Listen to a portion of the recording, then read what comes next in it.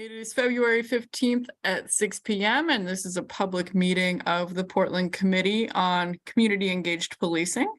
And before we begin, I have some exciting news to share. PCCEP appointed 2 new members at City Council this morning.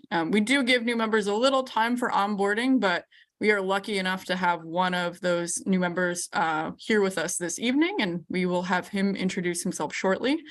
But I also wanted to share something with our members and community members in attendance, something that Mayor Wheeler said today at council, which is that he considers PCCEP to be the most challenging citizen committee to serve on.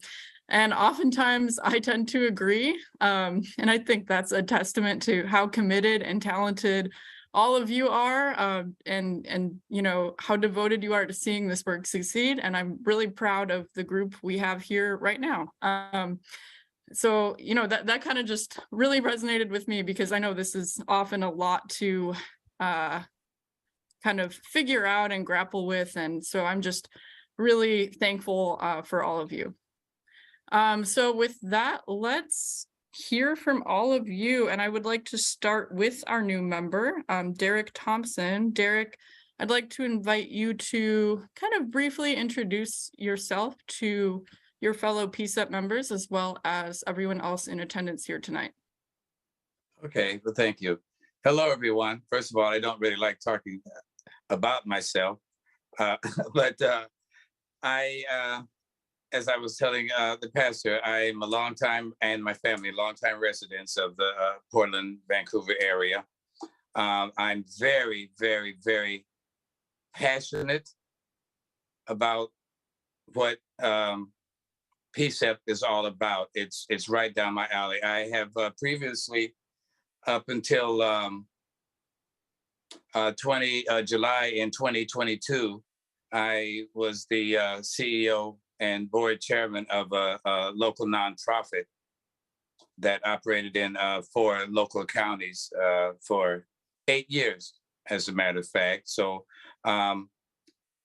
we became very, very, very acquainted with the homeless population to a great degree. And as I stated today, humbly, I don't think that there is anyone that is much more qualified to speak for and represent the homeless community than us. And that's just simply based on the fact that in the time that we did this, the 8 years we did it, and it was every day of the week, every year, except Sunday, we were able to build relationships, lend our ear, mentor over 24,000 homeless people. So we got to know them very, very well, and I'm very, very passionate about their plight. I'm very, very passionate also on the other side, though, about law enforcement. And it is definitely one of my goals and desires to be a part of an organization like this that wants to change the dynamic that we've been living with and living under for the last, I don't know how many years. And I know that it's very, very possible to bring my knowledge of the situation, and my ideas about thinking outside the box, because I think that that's the only way that we're going to make any progress in that. And we can't continue to do the same old thing. We have to think outside the box.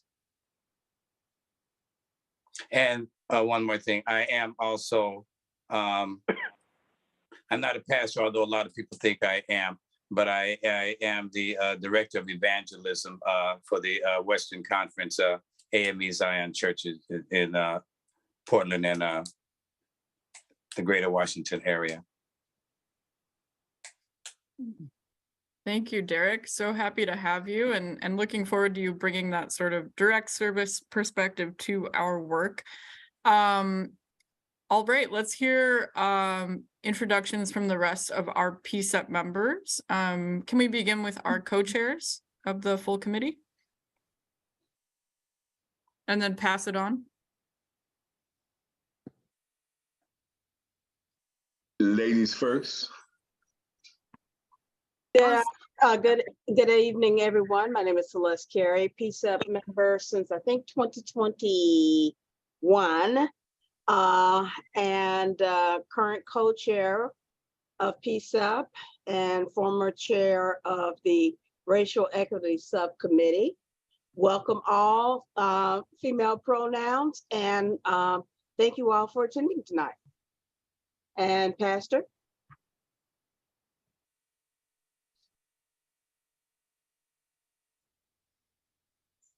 Thank you, Ms. Celeste. Hello, everyone. I'm Pastor Robert Weisner, co-chair of the full committee of PCCEP, also co-chair of the Settlement and Policy with Ann Campbell, a member also of the Racial Equity or Racial Equity, I believe that is. Racial Equity, yeah. And very excited that everyone's here on this very important topic tonight. It's great to see everyone again. And thank you all for your prayers through this last week with my family.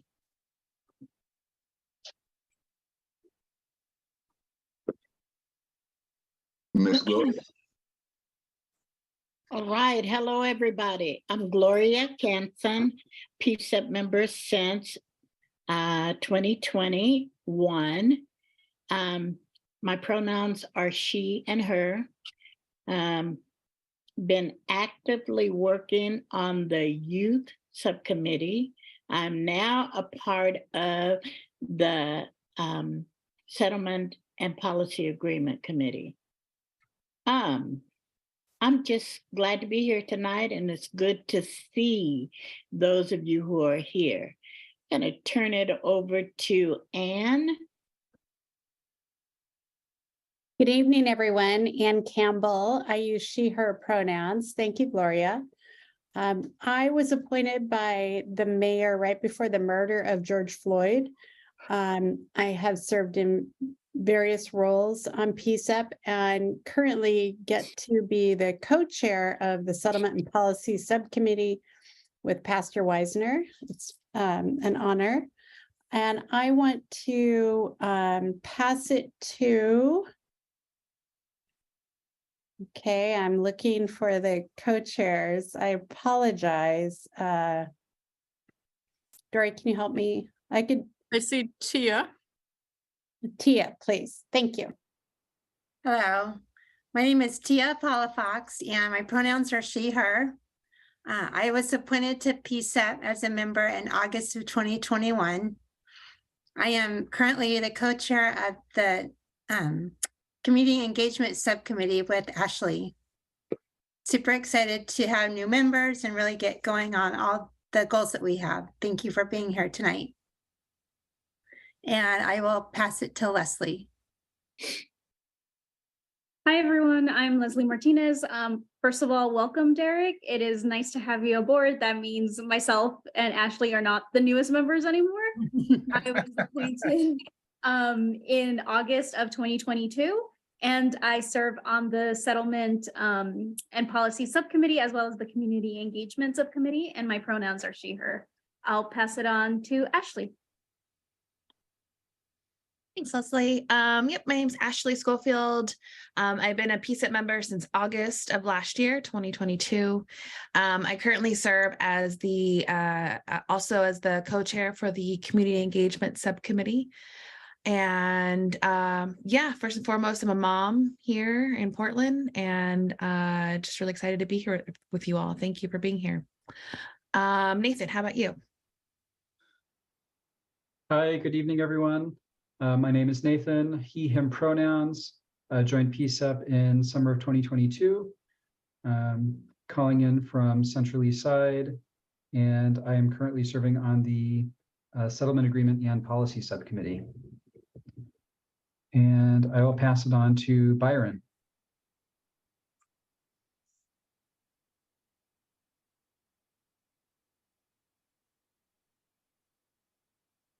Byron, are you there?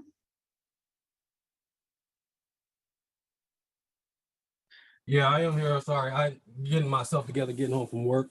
Please forgive me. Byron Vaughn, PCCEP member since August 2021, chair of the Racial Equity Subcommittee. I don't know who's next, Dory. I think that is all of our PCCEP members, unless I'm mistaken. So at this time, I'd like to invite anyone else from the city, PPB, DOJ, to introduce themselves, and I will start. I am Dory. I'm your PCCEP project manager, she, her. And anyone else can just jump in here. I know a few of you have already gone in the chat. You can jump in again if you would like. I'll jump in. Hi, everybody. My name is Stephanie Howard. I work in the mayor's office as his director of community safety. I use she, her pronouns. And actually, I meant to put my contact info in the chat, so I'll drop that in there. Feel free anytime to reach out. Thanks. Hi, Dory. Good evening, folks. I'm Mary Claire Buckley, and I work at the Portland Police Bureau as the Inspector General and do DOJ compliance work as well. Hey everyone. I'll let Jared go. Go ahead, Jared. Oh, sorry about that. My name is Jared Hager, he, him pronouns, Assistant U.S. Attorney in the District of Oregon. I live in the Park Rose neighborhood here, and I represent the plaintiff United States in an ongoing matter regarding police reform with the City of Portland and Portland Police Bureau. I appreciate you having me here tonight.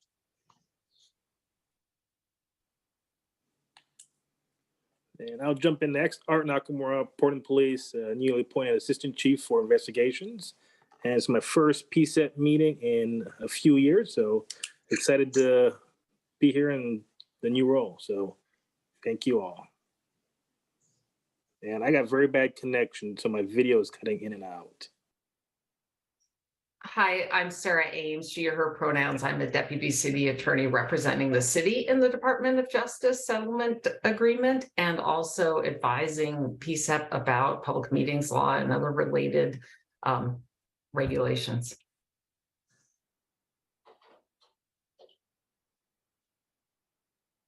Okay, I think that is everyone we have for introductions. And please, if you would, any members of the public, please utilize the chat if you would like to introduce yourselves. Next up, community agreements. Do we have any volunteers to read these? Derek, would you be willing? Yes. Can you hear me well? Okay. Listen actively and respectfully. Share airtime. Be present and open to new information and perspectives. Assume positive intent. Respect each other. Respect the group.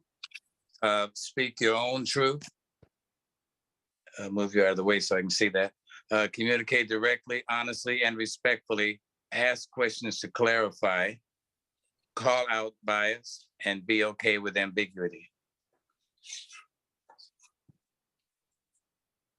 Okay, and a look ahead at today's meeting. Start with some updates. And then we'll spend the first half of the meeting looking over PCCEP's independent monitor recommendation. And then that will head to a vote. And then we'll spend the second half of the meeting planning for PCCEP's presentation at the upcoming status conference hearing. And then we will have an open public comment period. Okay, so I am covering most of the updates today. A couple of housekeeping things. Next slide, please.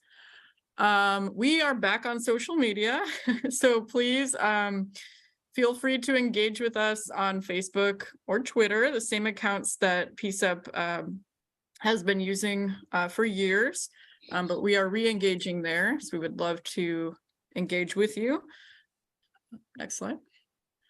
As you may know, the Community Engagement Subcommittee finalized plans to move forward with a town hall on gunshot detection technology. That will be taking place on March 1st from 6 to 9 p.m. This flyer is available on our website. Feel free to share this information with your networks, and reach out to PCCEP with any questions. And we are looking forward to seeing you there. Next slide. All right, and some city updates, and I think a few people may chime in on this from the city, but kind of an overview. So as mentioned, PCCEP will be presenting at that upcoming status conference hearing on February 28th. That is a Tuesday. We have an update about the body-worn cameras. There was a press release yesterday from the city about an impasse on body-worn camera policies, and that dispute is being sent to an arbitrator. That's all I am aware of at this time. And then lastly, so of course we are talking about this independent monitor recommendation during this meeting. So the city, there was an email sent out to PCCEP members earlier today. The city will be looking for a replacement COCL beginning in, what was it, March maybe? That will, you know, kind of start happening. And that's just to make sure that a monitor will be in place at all times if you know, the prospective independent monitor isn't in place before Dr. Rosenbaum's retirement. So the point there is that there needs to be some form of a monitor in place at all times. So that's kind of, I know that's kind of a lot with the updates. So we can pause there for any clarifications. But we also, I'm sure, will discuss all of these things in future meetings. And I see Jared.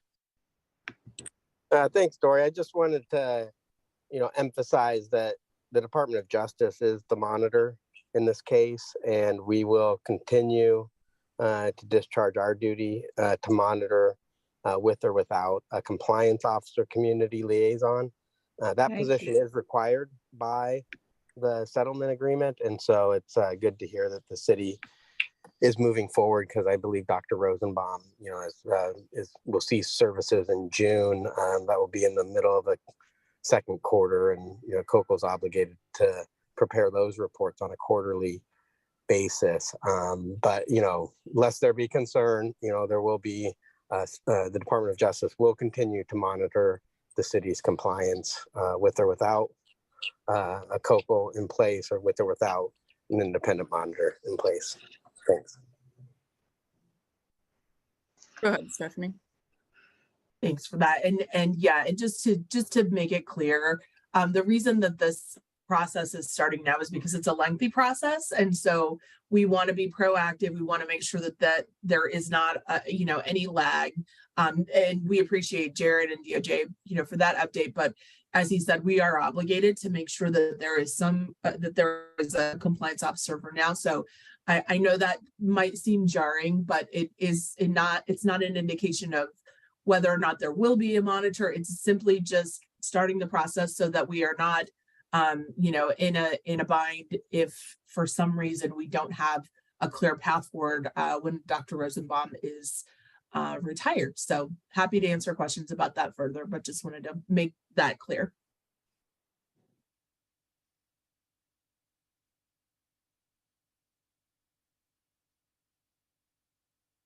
Great. Are we good here, PCCEP? Good. All right.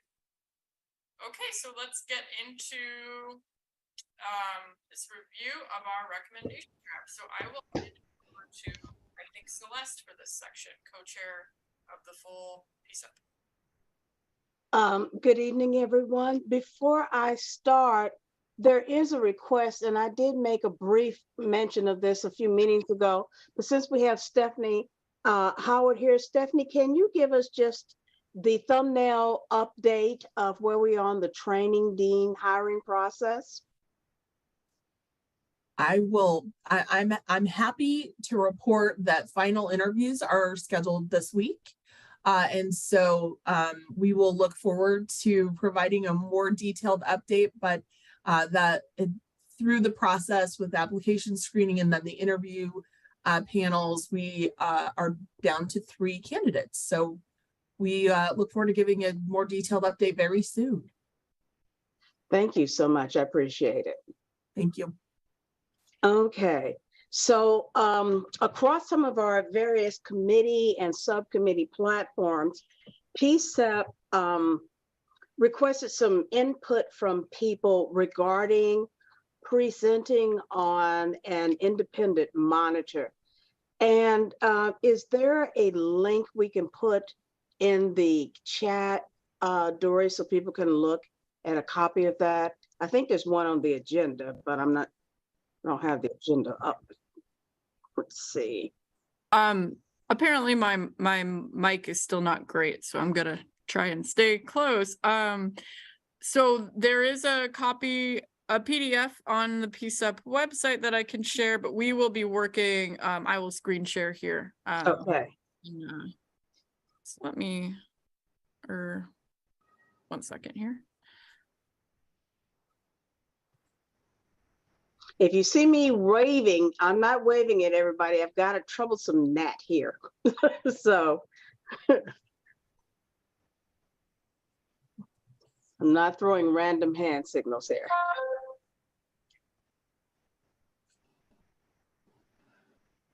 All right, so I'm going to share my screen with the draft. Okay. All righty. So anyway, as I was saying, across our various committee and subcommittee platforms, we made mention of the possibility of an independent monitor.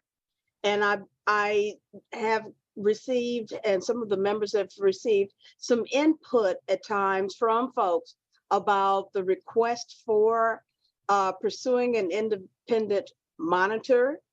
And so we did put together a recommendation based on some of the input that we received. And the request was that we do, as PCCEP, make that request. So we took the information and we kind of codified it, put it in this form here. And if people want to take a moment to click on the link and open it up, they can read along with us. But basically, we are recommending that there is an independent monitor to be appointed for our settlement agreement.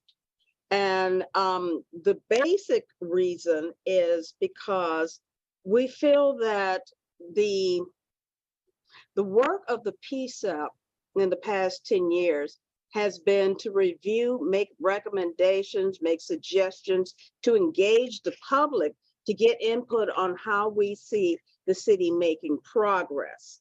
And there has been some progress, but not as much as we would hope for in the past 10 years. And also, even though there has been some compliance with some major points, the concern is that it's not been realized in a way that both recognizes the community input or recognizes the work that PCCEP members that have gone before us have done. So we are looking for a change in the process with hopes that this will be a dynamic that allows us to see more work, more compliance, and more recognizable outcomes.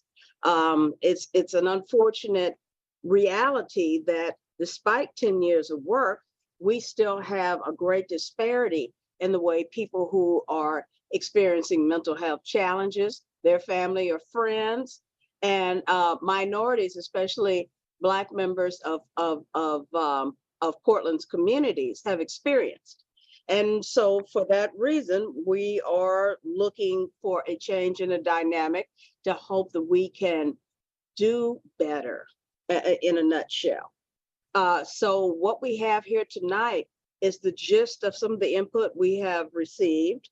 And we're hoping that you will be able to look at this and come to the consensus of that we have captured the spirit, maybe not specifically the letter, but the spirit of the concerns that have been expressed.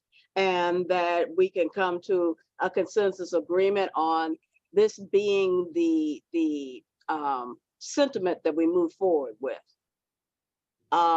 And so with that, I guess I would like to hear from first committee members, and then our partners, and then the public.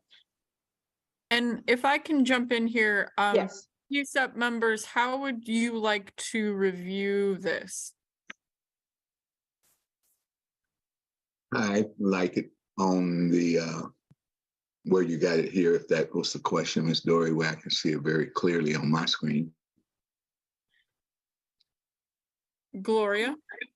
You know, I reviewed it before the meeting, and I thought that it was very on point.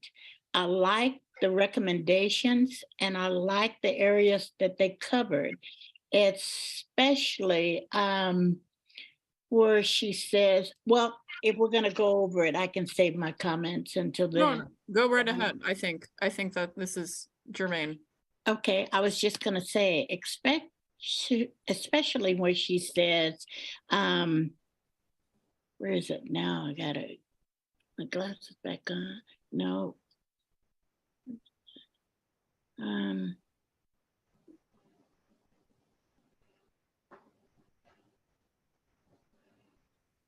Was talking about the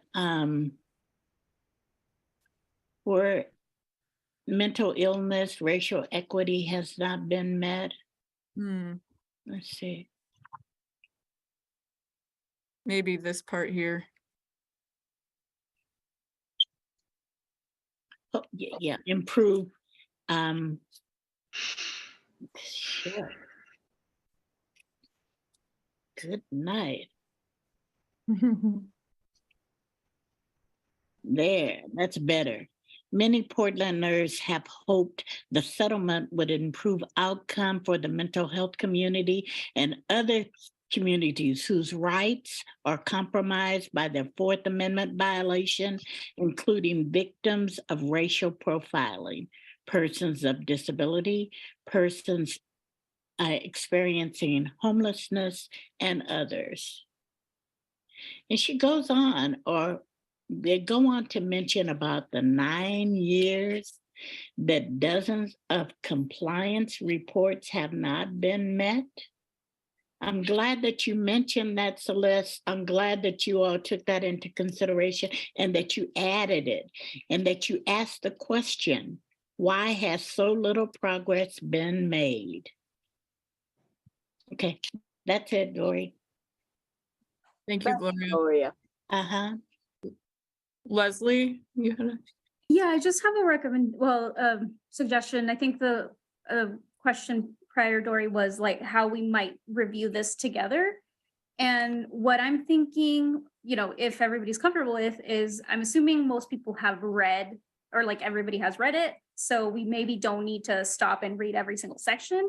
So maybe we just kind of address the comments top down. Yeah. And address the comments as they come. If we need to pause at a section and reread it, I think that's fine. That would be my suggestion.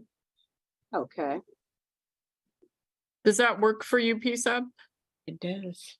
Works for me. That works for me as well. Yeah, that makes sense. I agree. I think that's a good suggestion. Okay. And some of these were notes from the last time we looked at this in meeting from me, from your feedback. So, and have been reflected. So here, this ended up getting reflected down here. So we're looking at this comment about, what should the mix be? Should the monitor be from Portland? What about limiting the talent pool? Maybe there should be a local component.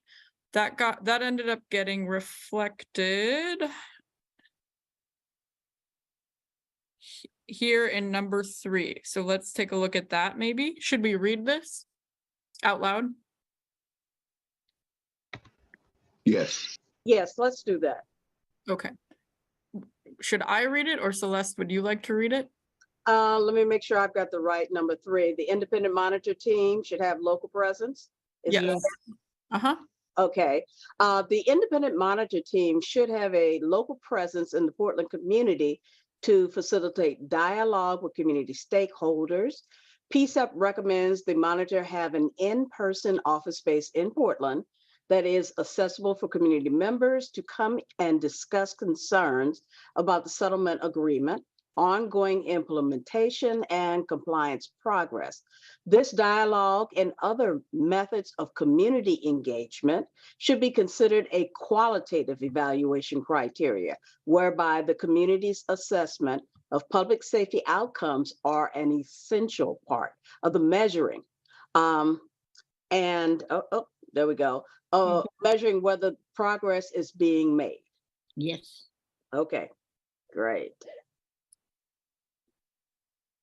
So the question I think would be, does that address the comments we heard and the suggestions we heard in that meeting about reflecting or being grounded in the Portland community and other things?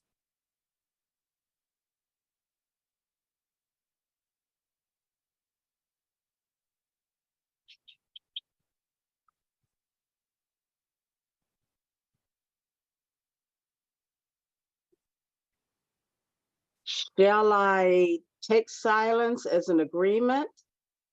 Well, I was just thinking how hard that is still to answer, honestly. Yeah, I mean, that's true. That's true. Yeah. Yeah. Basically, did we write what you recall as our participants, or even if you have not participated in any of those committee meetings, does this represent what you feel we should be asking for? Did we capture your concerns? Let's see. There is one part I'm not too clear about. And that's Nathan's comment. I don't know where that fits. We will get to that. That is about a different point in the document. Yeah. Okay. So we're just looking at this paragraph. One paragraph, number 3. Okay. Yeah. It's good. I guess Thanks, Joey. question, sorry, I think I interrupted Pastor Wisner. No, I was just saying, thank you, Celeste, for capturing that question so it can be clear to everybody. I think that was really good. Yeah.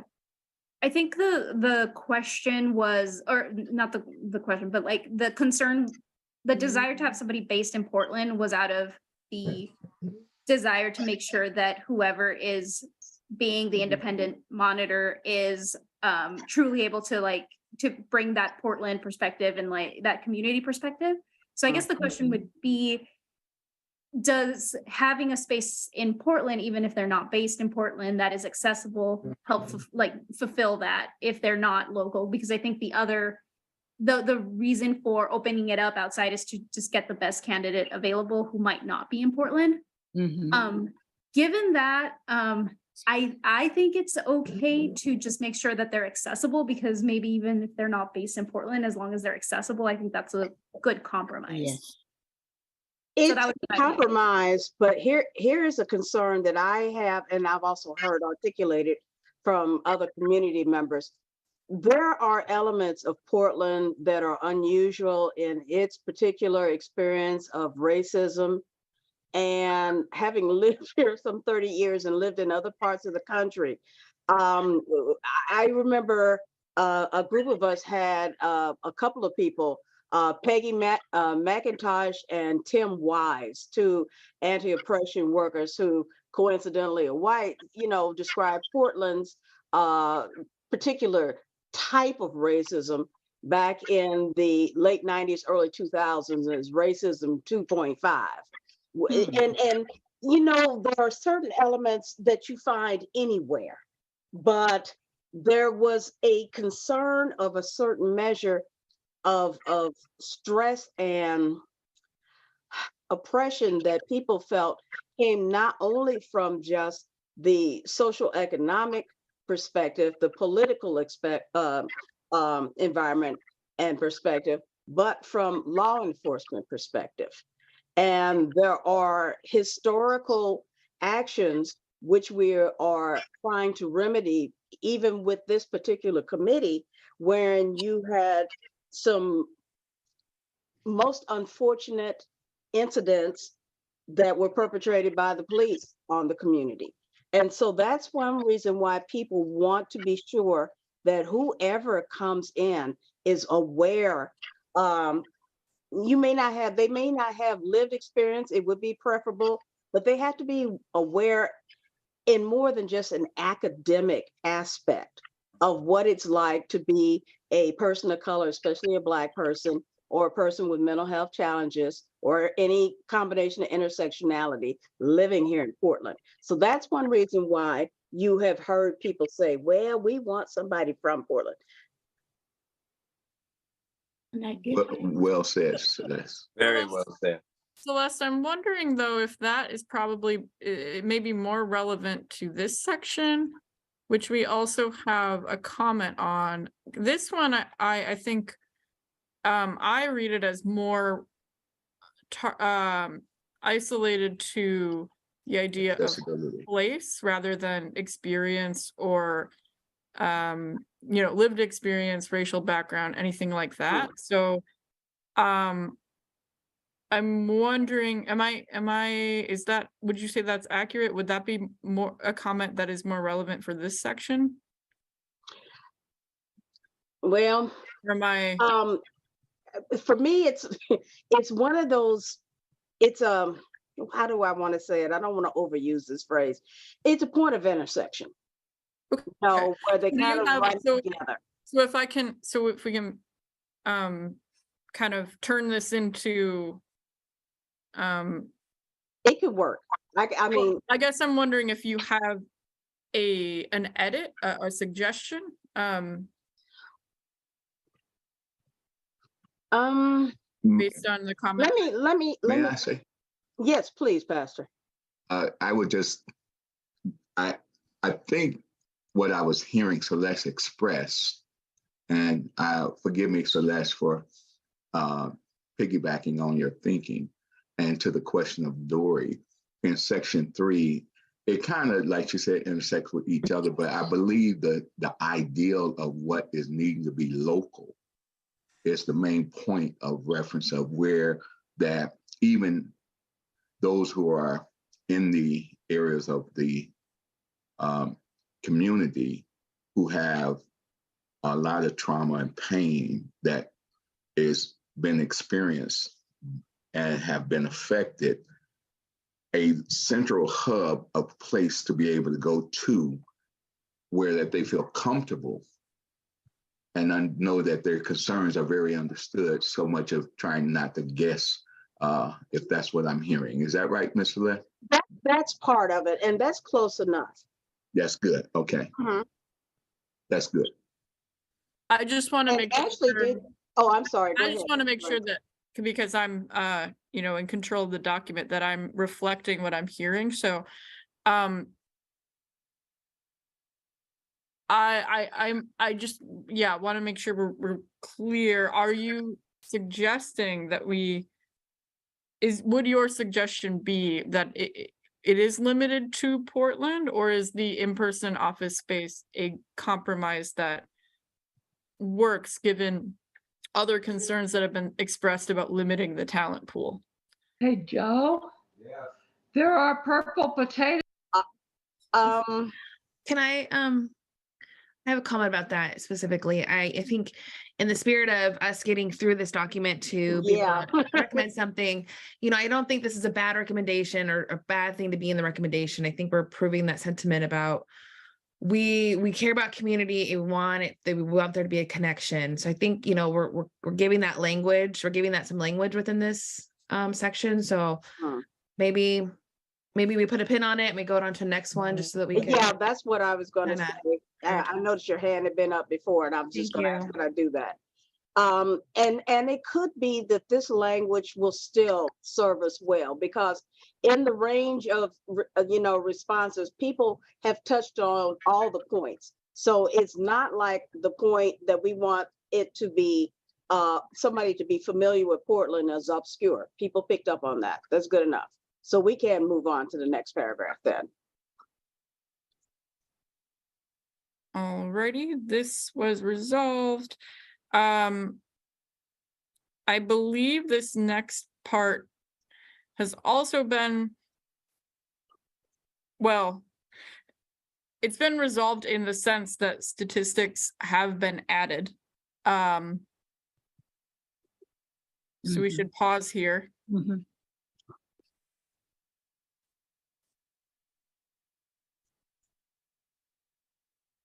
Okay. And which part are we reviewing now? This entire paragraph is okay. new. Oh, sorry.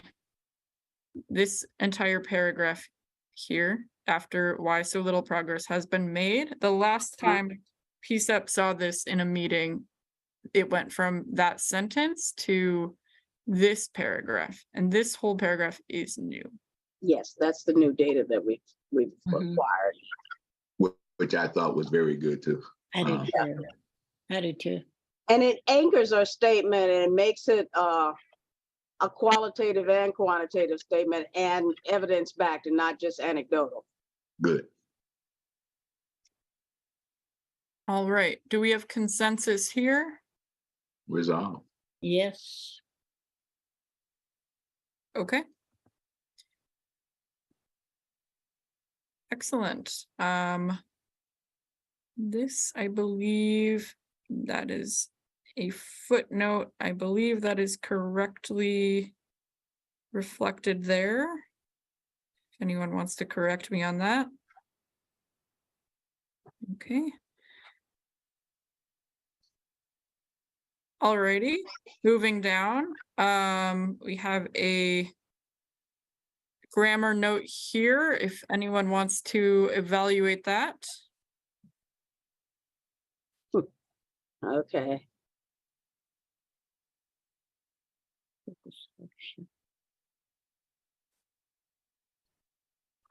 Let me see what I put in my notes here, because I did see that, but you know, sometimes you are happy with, you get close. I will point out the revision would change the meaning of the sentence slightly. Because the noun or the subject of the sentence here is the city's selection of the COCL. This would change it to the thing doing the action would be COCL rather than the city.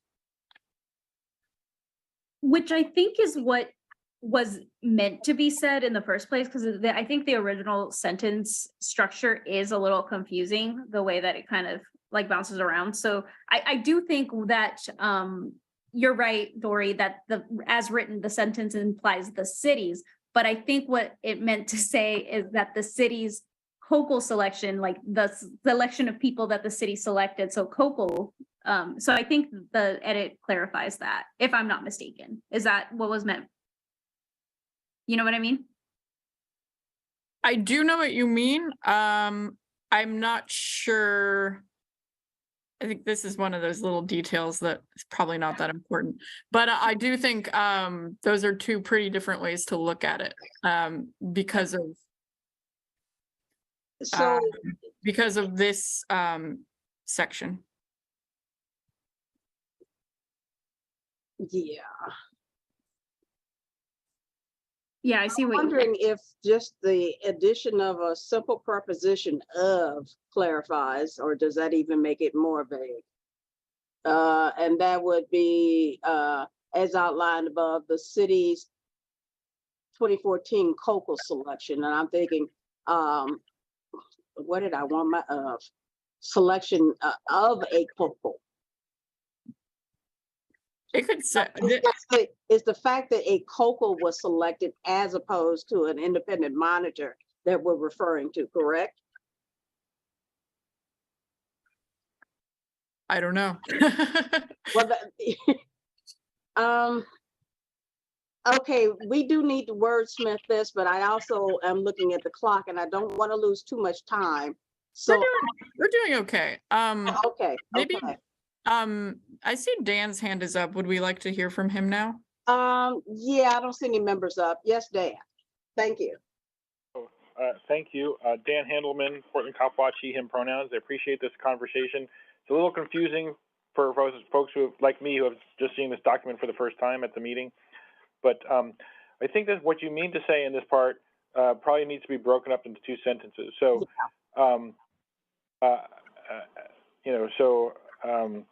the city's 2014 selection of the compliance officer against the recommendations of the community members involved was the beginning of a cycle in which the city promised to listen and ignored our voices. So this is the bare minimum as outlined above, period. I'm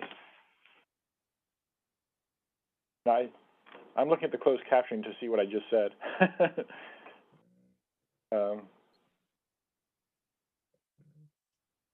It's fairly similar to what's there, in my opinion. But I think it's a little clearer because the question that Co-Chair Carey just asked is whether we were talking about selecting a compliance officer versus a monitor. But the question was, there were 3 finalists. The community was asked for their input, and the city chose the person that was not recommended by the community members.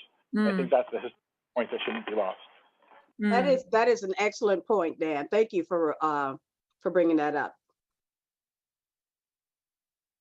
So it was not just the selection of a COCO, but the entity that was selected for the COCO. Yeah, which is what I thought that was trying to say, but yeah. But it sounds like it's actually, both. So yeah, that deserves some clarification. So what shall I say? That's it.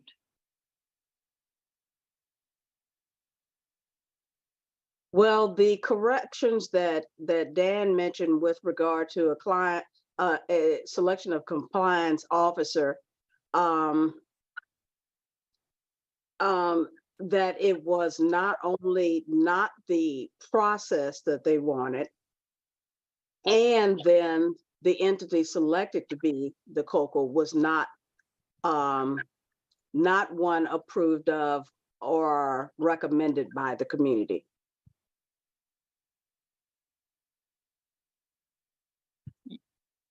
Okay, I probably didn't say that a lot clearer.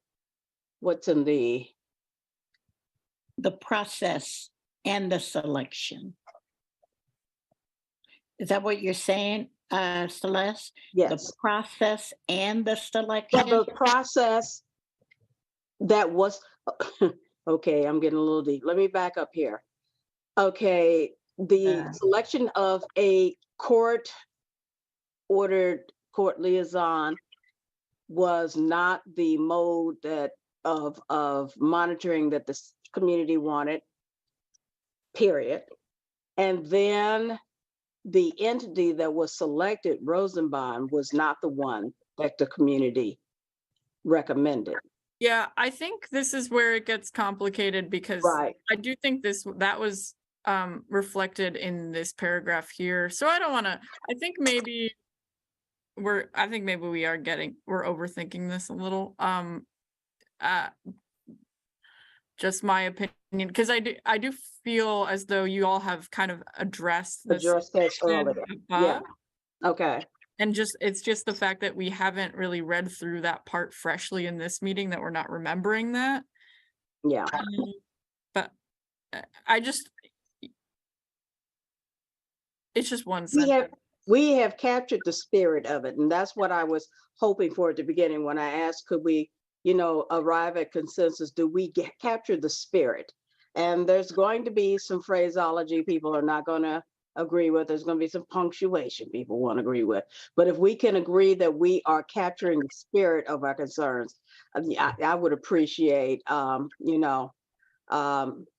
just let's look at it with that kind of framing in mind. I agree. Shall I resolve this? Yeah. Do we have consensus? Yes. All right. Okay. More a more substantive, okay, this is, let's put a pin in this. This is a little later on. Okay, this is a comment from Nathan, which I replied to.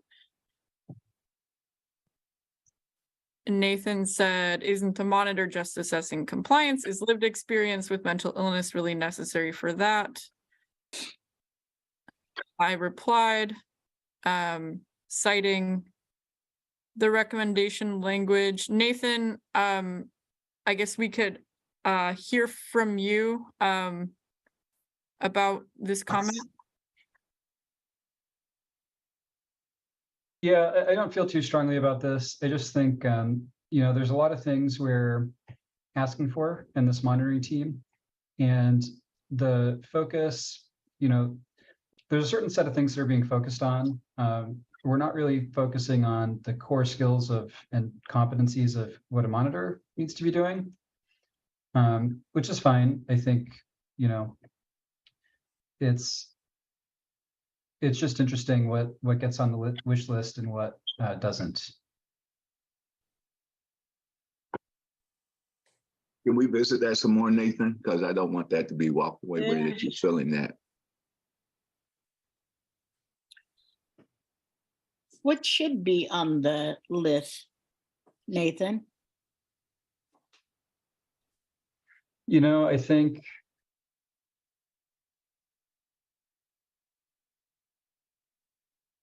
I think the key thing is going to be working with, ultimately it's not partners, it's a little more of an adversarial relationship, but being able to work with the community members to assess, working with the partners in the Bureau. I think, essentially all of the things that COCL is already doing a reasonably good job of. I don't really have strong thoughts on things to add.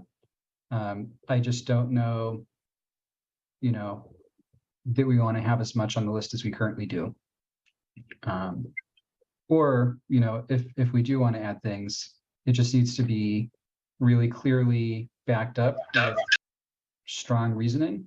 I really appreciated the addition of the factual background in the earlier part of the document, which, you can still, I think, have disagreements on the framing of it, but for what it is, I think it's a very strong, articulated argument. I think you could be a very strong monitor without, personally having experienced, mental illness. I think, well, for one thing, I think the fact that you're even asking this is important because on one hand, if the person who is a monitor does not necessarily have lived experience, but demonstrates superior ability to analyze and present actions in terms of compliance to the settlement agreement, we then, as PCCEP, can be the eyes that look at that report and ask these questions. And then we can be also the platform that amplifies the voices of the community to make sure that the concerns are articulate and brought forward when it comes to creating solutions. And so in that case, maybe PCCEP might be kind of like the other lobe of the brain, if you will, and that we more pointedly recognize for this monitoring entity what mental health and racial equity look like and should be looked for when they're looking for compliance. Because again, to get back to the spirit of this thing, we have seen that some reports have indicated compliance and partial compliance. Yet we have not seen the positive outcomes that should be demonstrated for all of our hard work. So does that make sense, committee members and partners in the public, in terms of maybe we don't look for a person who necessarily has a high level of competence or lived experience, but we look for them to have a high level of receptivity to our input and to the community input. Does that make sense, everyone? It does. You know, I think you and Nathan are saying the same thing here. I think we are. Mm-hmm. And the analogy of the load was a very good one. And to go back to Nathan, of where that, I don't want to use the word kind of nitpick out of what is good and not good, because we're able to focus on what we have in front of us. And again, both of you are saying how important it is to see this as a partnership. And then to go deeper into the areas of communities of what we see that's there. And I agree where we are getting confused in certain languages as partial compliance and compliance is. If we can get a consent of understanding, if it's out of compliance, it's out of compliance. And what needs to be reported is that. And this resolution of that is what we're trying to say is why we need this to be clear. If I'm agreeing to say what both of you are saying here. Does that kind of capture what you're thinking, Nathan? And then I don't want to ignore you, Leslie. I haven't ignored you. Does that, are we kind of like close to what you stated so that we're a step closer to consensus? And a team? Yeah, I think so. Okay, thanks. Leslie. Yeah, I'd also like to add too, because I also don't want to get too bogged down with this. I do see this as a job description of sorts, and not everybody that applies is going to have 100% of all of the qualifications on a job description always, right? So if we look at it through that lens as well, I mean, these are the things, maybe when we use language as must have and things like that, I feel like we can still find the right candidate that may not hit 100% of everything that we have on there, but our intention is there. Right. Okay, well then it sounds, Dory, that we may have resolved that then. And committee members, colleagues? I'm resolved if everyone else feels that way and no other concerns are there. And I'd like to hear if everyone is there. Silence is after then. Yes. I just want to know, I mean, I think that this is, we have to be just realistic that this is all a recommendation, and even whatever gets listened to or accepted by the city, there's obviously going to be some iterations of all these conversations. So, just something to think about. Indeed.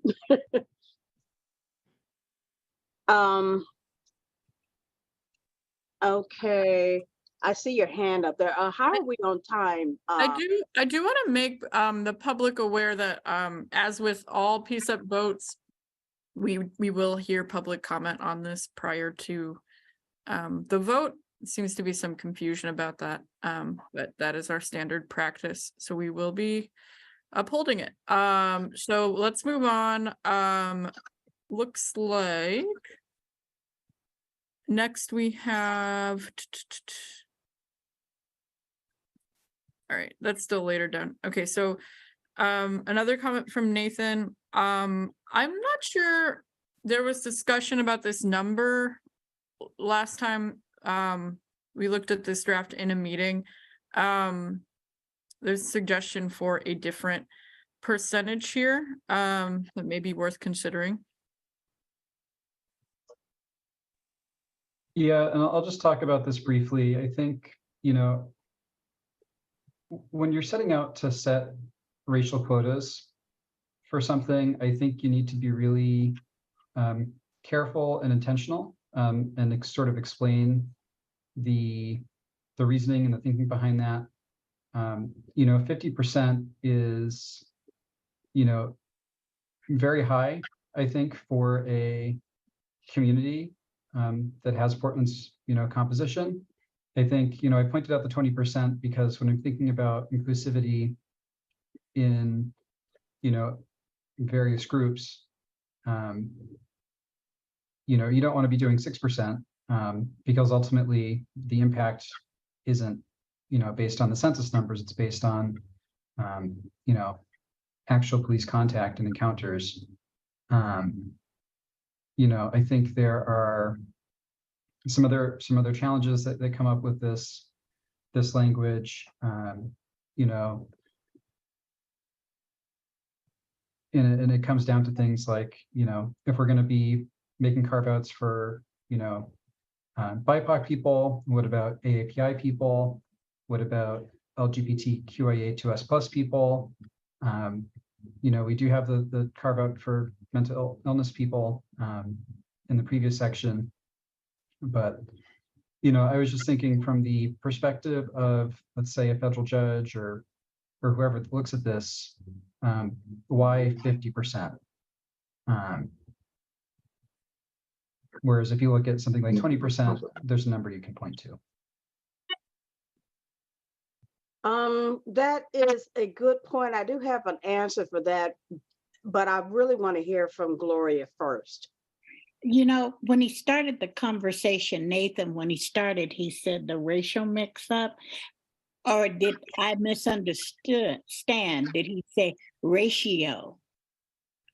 Because this doesn't speak to race, it speaks to the composition of what the person who comes in should know. He should know 50% should be given to the person who understands the BIPOC community, who understands what and demonstrate what cultural competency is, structural racism in policy. It's given a ratio, a percentage to that group of people. Did I misunderstand you, Nathan, when you started the conversation? Did you say ratio or race? Oh, I mean, to me, like I see, T must be comprised of a minimum of 50% individuals who identify as BIPOC. That sounds like you're saying that, you're essentially setting a quota for, the racial composition of the group, which is maybe an intentional, good choice to be making, but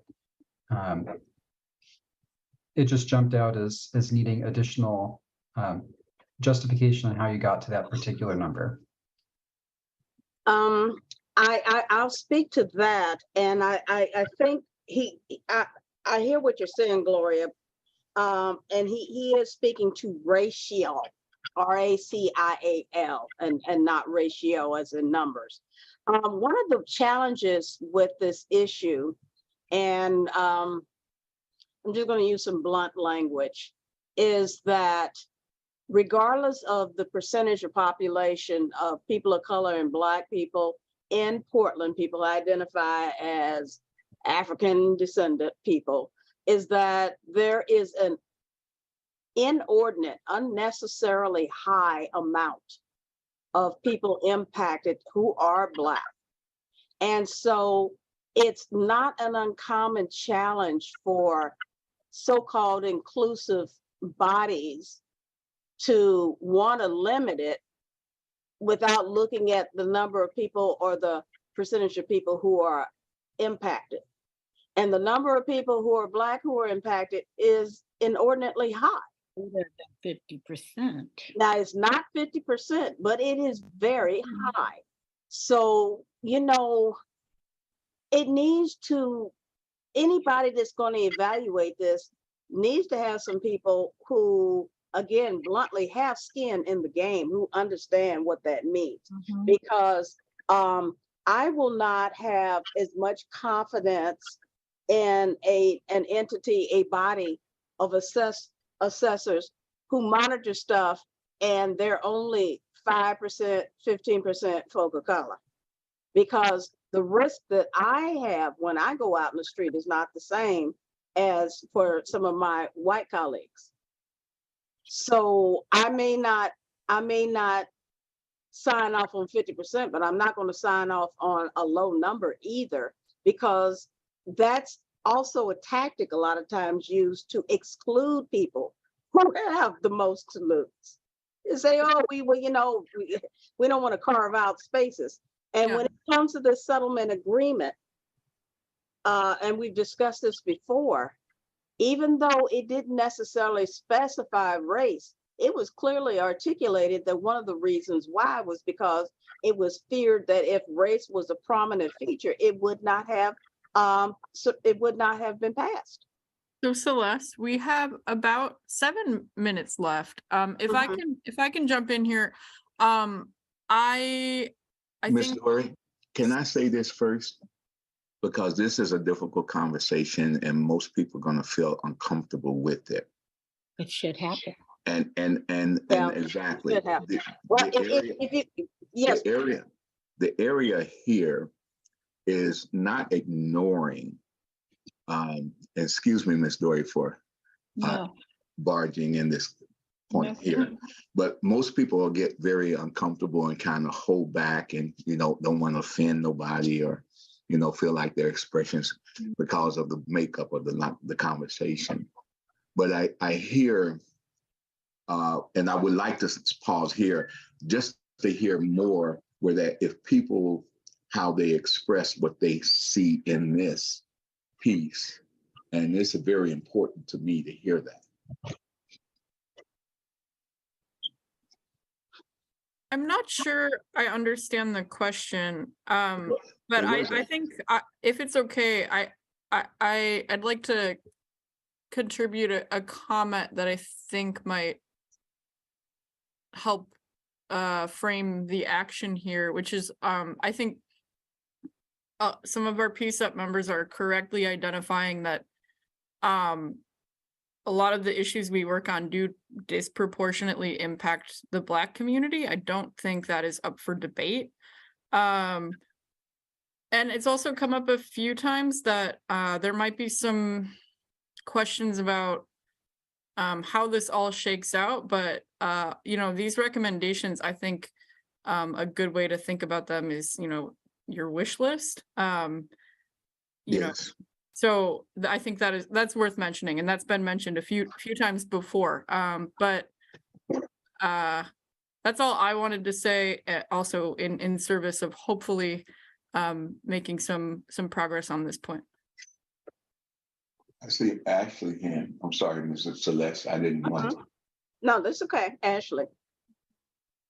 And well, I don't know. I wanted to just add that Pastor Reisner's question was kind of confusing about, just at the topic of hand. And I don't know. I just, I think there's a lot of discussions going on about the I think we want to capture spirit of the requests. I think Celeste, you said that makes sense versus the technical stuff, which I know what we're trying to say here.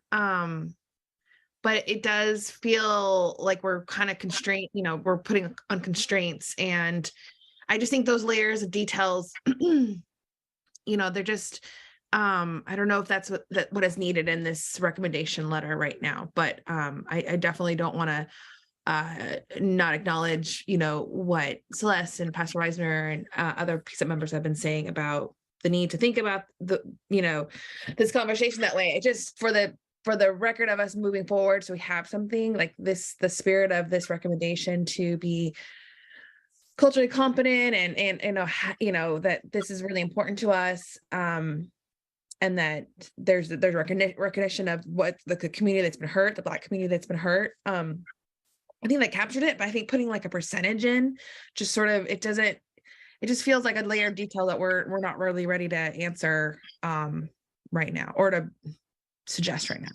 So thank you. Thank you, Ashley. And I kind of want to move because we're getting short on time and we still have another weighty subject to take care of in preparation for the upcoming status hearing, which is, a week and some days away. So I can work with something like a significant number or a minimum of 30% or something like that, because that is reflective of a high enough number that it won't be a small number of staff. Can we work with that so that we can not get trapped by time? Should we hear from Anne? Yes. Thank you. It's great discussion. I just wanted to give my support to what Celeste said, and her reasoning behind it. And I want to leave in the 50%. So I just wanted to share that. I think it's as others have said, it's a difficult conversation, and I'm glad we're having it, but I feel uncomfortable talking about percentages of people that are harmed more than white people like me. So I want to support what Celeste has said and what is written here. Well, if we look at actual numbers, according to the data that Dan Handelman put in the chat, 42% of the people stopped were not white. So we may not get this, but we can ask for it. How about that? Can we hear from Gloria, and then maybe we will have enough to move on? You're muted.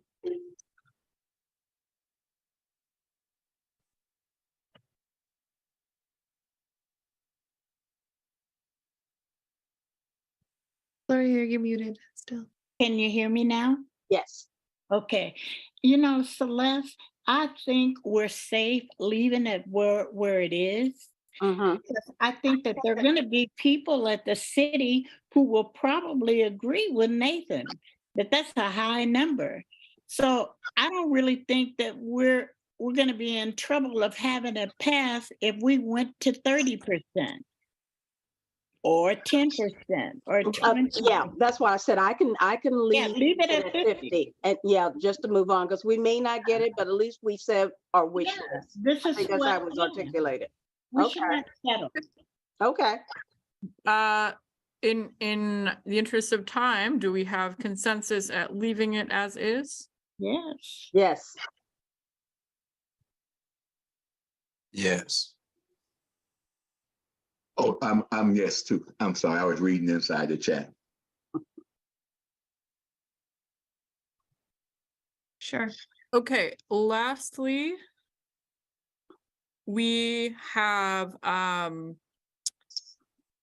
this section, which is about the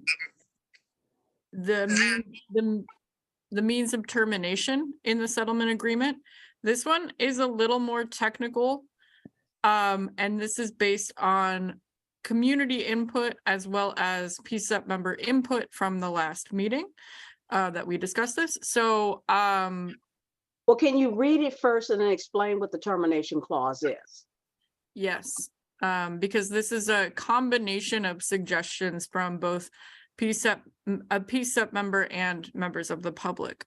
So PCCEP recommends that either the termination clause in the settlement agreement remain as written in paragraph 175, so that the city must achieve and maintain substantial compliance with all provisions for 1 year, or that a shift to a partial termination system will trigger a new assessment by the independent monitor for any sections previously found in full or partial compliance. Okay, so I think most of you are familiar with the way that, so termination clause, that basically means the way the settlement agreement goes away, right? Like the way like the city eventually reaches full compliance and the DOJ leaves, in very simplistic terms. So the way it currently is, as a recap, is that the city has to achieve and maintain substantial compliance for a whole year before it's terminated. So that is the first half of the recommendation. Recently, Merrick Garland released some guidance. I'm not sure what the technical terminology is, that these consent decrees should maybe shift to these partial termination systems. So it's like basically like section by section, you achieve substantial compliance and then it's just section by section. Whereas the system in Portland, it's the whole thing all together. Does that kind of make sense? So the recommendation that we received from a community member was, if there is a shift to that partial system, that the independent monitor should be able to reassess any of those sections that, if they come in and they're in full compliance already, they should be able to reassess those sections. I know this is technical, but is this making sense? And I'm not an attorney. With respect to what the comment is here from Nathan, the concern is that if the city has been fully compliant for an area, and then we get a new assessment in any area by the independent monitor, that could trigger reassessing work that was already found satisfactory. So, and I see here in the chat that maybe we could have Jared explain. You think that would help clarify things there? Probably. Jared, could you explain for all of us that are not attorneys, the understanding of what this paragraph is asking for? Yeah, I think I can try to. I didn't write the paragraph, so I'm not exactly sure what the committee's interest or the community member who made the comments interest is. But I can say that about termination, there is a provision that Dory, I think, did a really good job of explaining about how the parties can file a motion to terminate the settlement agreement. Now, I hope no one understands that to mean terminate police reform. The city of Portland has expressed many times its commitment to continue reforming and improving the police bureau with or without a settlement agreement. And, we find in many jurisdictions that the reforms are durable. And then, the settlement agreement is just a floor, and people, jurisdictions can always go above it. Partial termination, the values in those. And first, I want to say the Attorney General's memorandum does not necessarily apply to existing consent decrees, but it is an important thing, I believe, for the city, for the jurisdictions that have partial termination, to reflect acknowledgement of success in sections by sections or paragraphs, or however the partial termination provision is structured. And that can help morale within a police bureau, who, the rank and file do have to do the work to make these reforms happen. One thing about this recommendation, it's like the monitor doesn't really dictate, compliance is on the city and the bureau. Like the monitor is just grading. And so it's tough sometimes for the grader to affect the reforms. But partial termination, there's, how it's structured, when you're eligible for it, what it impacts, are all up for debate, whether it should exist or not under an independent monitor. My personal thinking, and I don't want to speak for the department, is it does have value to have that type of provision to, slowly show the success and test the durability of the remedy as well, in the sense that the rest of the consent decree goes on, even if section 4 subparagraph B went away. And so I don't exactly know what this paragraph is trying to say. I would guess it's saying that partial termination should not happen based on the work of the current monitor, which is the Department of Justice, but should instead be double checked by the new independent monitor. That's how I read it, but I don't know that that's accurate. I'd be better with a specific question. If you have one about partial termination or termination, I could answer that, but it's hard for me to infer what the intent is behind this language. That is the intention. That is a reflection of the comment received. Yes, that is the intention, that if there's a shift to partial termination, it's not reliant on the work of the old monitor, but the new one, or the independent monitor. Basically, you know, if COCL had evaluated or assessed a section, that the independent monitor would have the opportunity to reassess that should one be appointed. And that makes, I get that.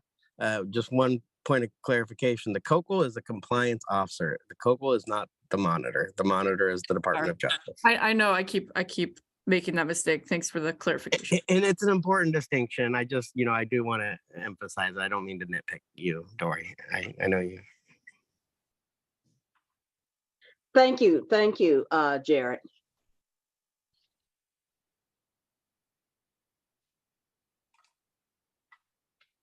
Okay, so does that resolve the concerns for anyone or the questions so that we can move to consensus on this? And then, I mean, the result we're seeking is in the paragraph right underneath. So the paragraph states what could be done, but this is the result we want down here in the paragraph that says it's past time for a change. PCCEP believes an independent monitor will reinvigorate the settlement agreement with renewed sense of urgency. Moreover, we hope the DOJ and the city hear our concerns and take seriously the selection criteria outlined above. Only communities centered in the settlement agreement can lead the charge to solve these problems and work toward a public safety system that leads not to just compliance, or not just compliance, but real results for all Portlanders. Nathan, I see your hand. Yeah, I'm just going to raise, you know, the paragraph above was inserted after the last meeting. And it's just interesting because, you know, one of the reasons I was so jazzed about the independent monitor concept was because there's this prospect of a different termination clause. You know, I tend to, I didn't know about the memo, but I apparently agree with Garland on, you know, it ideally being a situation where you have, you know, terminating parts of the agreement when they've been in compliance for that year. And I think I essentially say the exact same thing in the comment. You know, I suspect I'm, you know, an outlier on this particular opinion. So it can be fine to ignore it, but I just wanted to, you know, explain the thinking. And then the other thing I just wanted to point out, we didn't really talk about it. I just inserted the LGBTQIA2S+ organizations above in blue. I assume that's uncontroversial, but at some point someone will have to click the accept change button.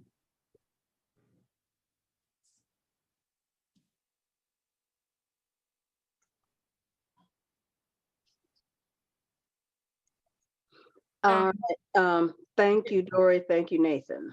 Dan in the chat, and hopefully we can hear. Well, actually, How are we doing on time? We're over time. We're over time. We do need to hear public comment on this, and this was an attempt to reflect Dan's input that there was support for in the last meeting, but so we could let Dan speak on it now and then move to public comment. But I think we should first ask PCCEP if there is support for this. We have consensus for this. do we, and the question is, do we keep or, well, do we keep this statement as it is written in the recommendation? Or PCCEP could also just only, there was discussion about the first part, and then PCCEP could also move to strike the second part.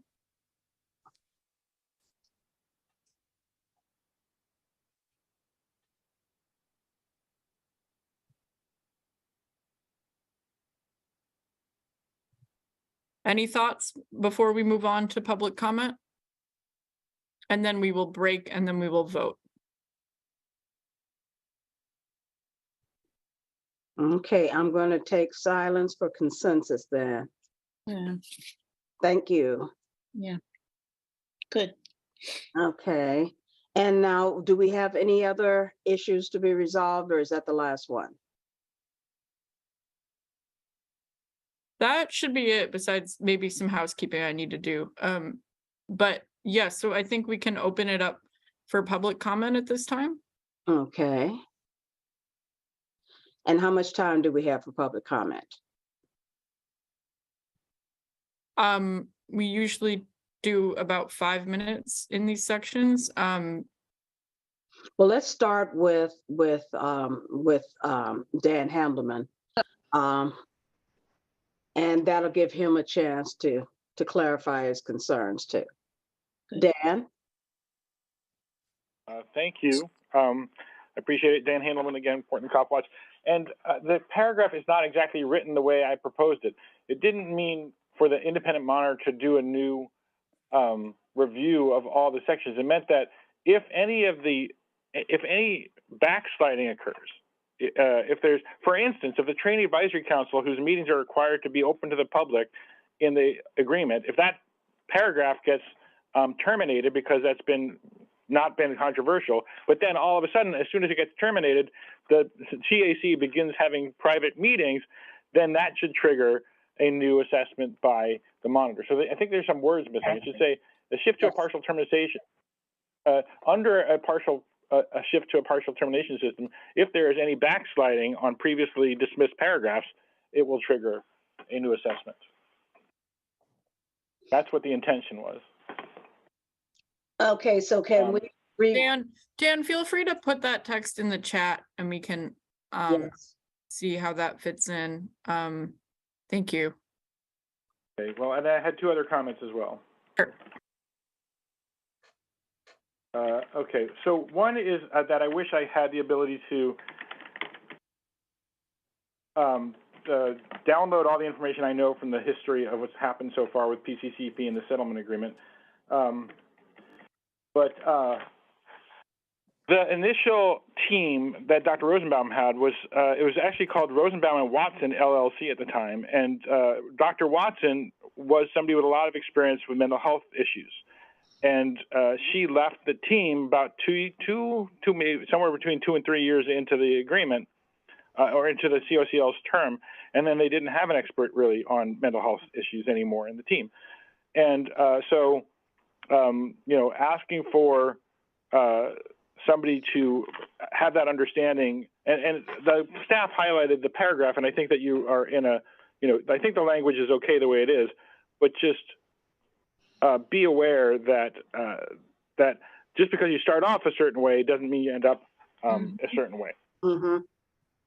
Well, I guess the other comment I had was about the idea of moving the goalposts. And again, so my clarification on that, the paragraph about the partial termination, is that it's not to set new goalposts, it's to make sure that they don't take the ball out of the end zone, put it back in the middle of the field, and then say, oh yeah, we got a touchdown, because the football is already back in the middle of the field. So that's the point. It's not moving the goalposts, it's to make sure that they don't move the football.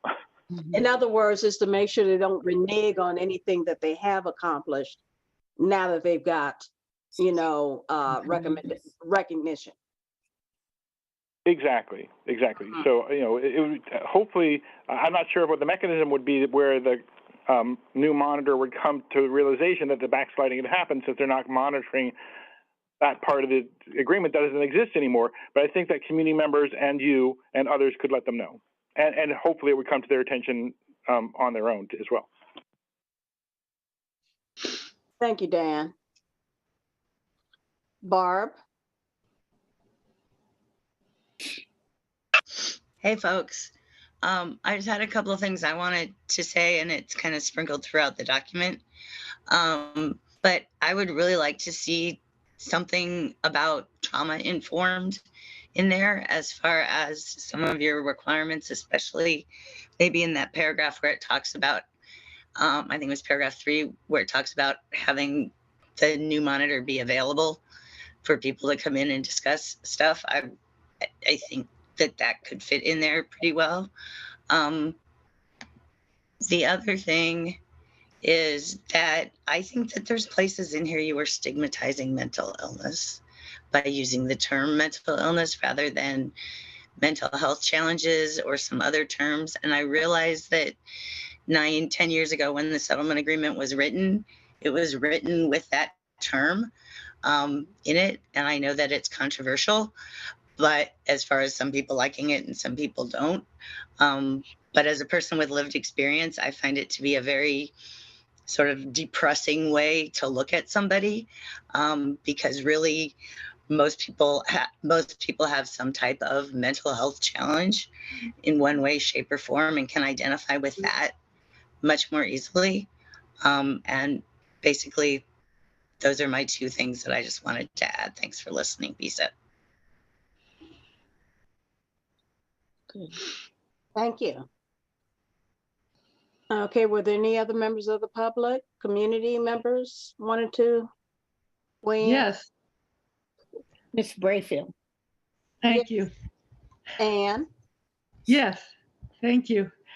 I first of all want to very much appreciate all of the work that has gone into what I'm looking at tonight. This is just unbelievably excellent work. Maybe there are some things to fine tune, but I think basically this is excellent, excellent, excellent. And I hope that the judge, Simon, would have an opportunity to see this through whatever report the PCCEP may make on February 28th. And I guess I'm a little rusty or not clear about whether this recommendation would only go to the city or whether the judge would be able to see this really hard and extensive work and thought that's gone into this document. So that's just a question I have, and wonder if someone could answer that in terms of process. Actually, we can. That is on the next part of the meeting in the agenda, where we are looking at this as part of our presentation to the judge in the status hearing.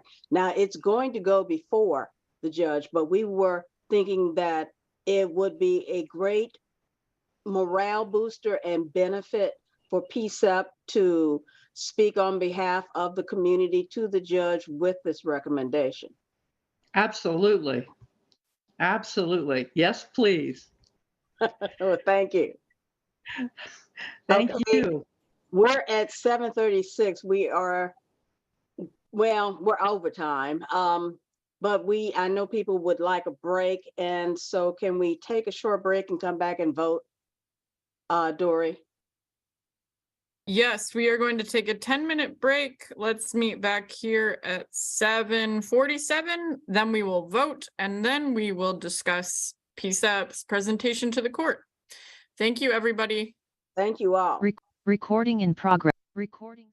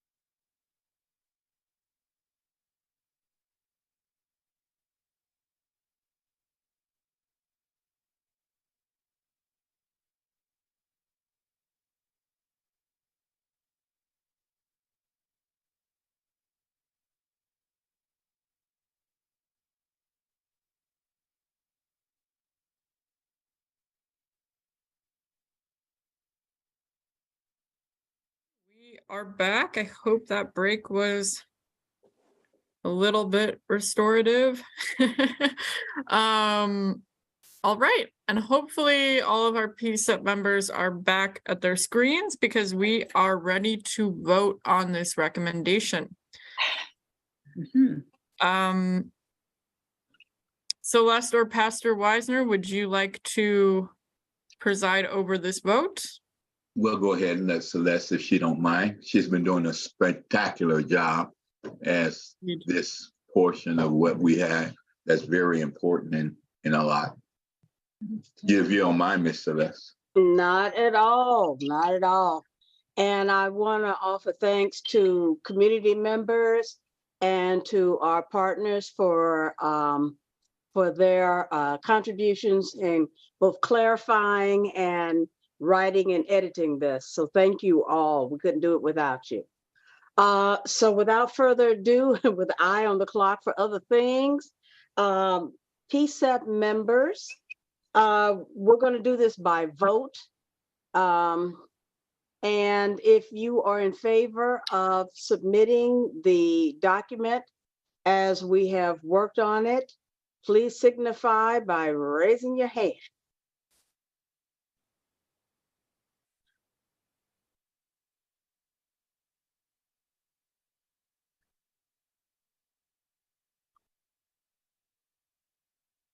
Okay, and let's see, 1, 2, 3, 4, 5, 6, 7, 8.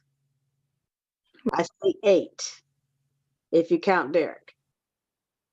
Okay. We absolutely count Derek. And I'm not sure if Ashley is back yet or Nathan. Ashley or Nathan, are you back? Okay. Oh, well, there we go. Okay. All right. Is this unanimous? Did we have any abstentions or nay? No? Okay, it I appears. vote nay. Oh, okay, Nathan votes nay. Okay. Okay. So the motion passes with a vote of 9-1. All right. Congratulations, PCEP. Great work. And, you know, I'm not going to put you on the spot, but I do want you to know that you have the option, if you so desire, Nathan, to share a minority report at some point or minority statement. It's an option if you desire, but you're not obligated to. Yeah. Great recommendation, Celeste. Well, Hey, it's not all my work. It is the work of all of us. And I want to thank you all for participating. Celeste, may I say something? Yes, and we do have another big task at hand, but yes. Yeah, with this PCEP, with the recommendation going forward, I'm assuming this, how long do we have for a response from the city? Is it 60 days? Well, this is actually going to,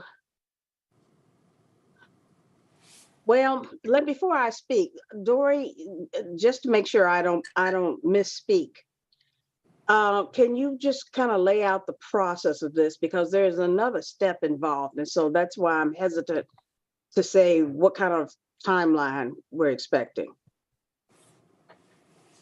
As written, based on your revisions from the last meeting, PCEP is recommending this to the city and the DOJ. So I don't think there is a codified response time from the DOJ, because PCEP doesn't normally make recommendations to them, but I think that is accurate on the city's part. And if they don't, and the city can't provide a reason or for the delay and update at each future, what who do we contact if something happens or our recommendation is turned down? Can we have that person come speak at our meeting?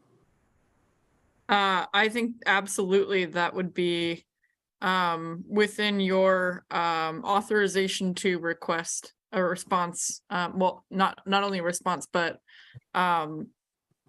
yeah, a presence in the meeting to explain if it were to be rejected. Yes, absolutely. This is the last thing, because I know I'm time obligated, and it said I'm reading. It said the city and PCCEP PPB will provide orientations for new PCCEP members, provide resources for members, trainings, ride-alongs, police ride-alongs, and similar activities. What are similar activities? Well, I'm going to do this, colleague, because that is not immediately related to getting this done. Can we answer that offline?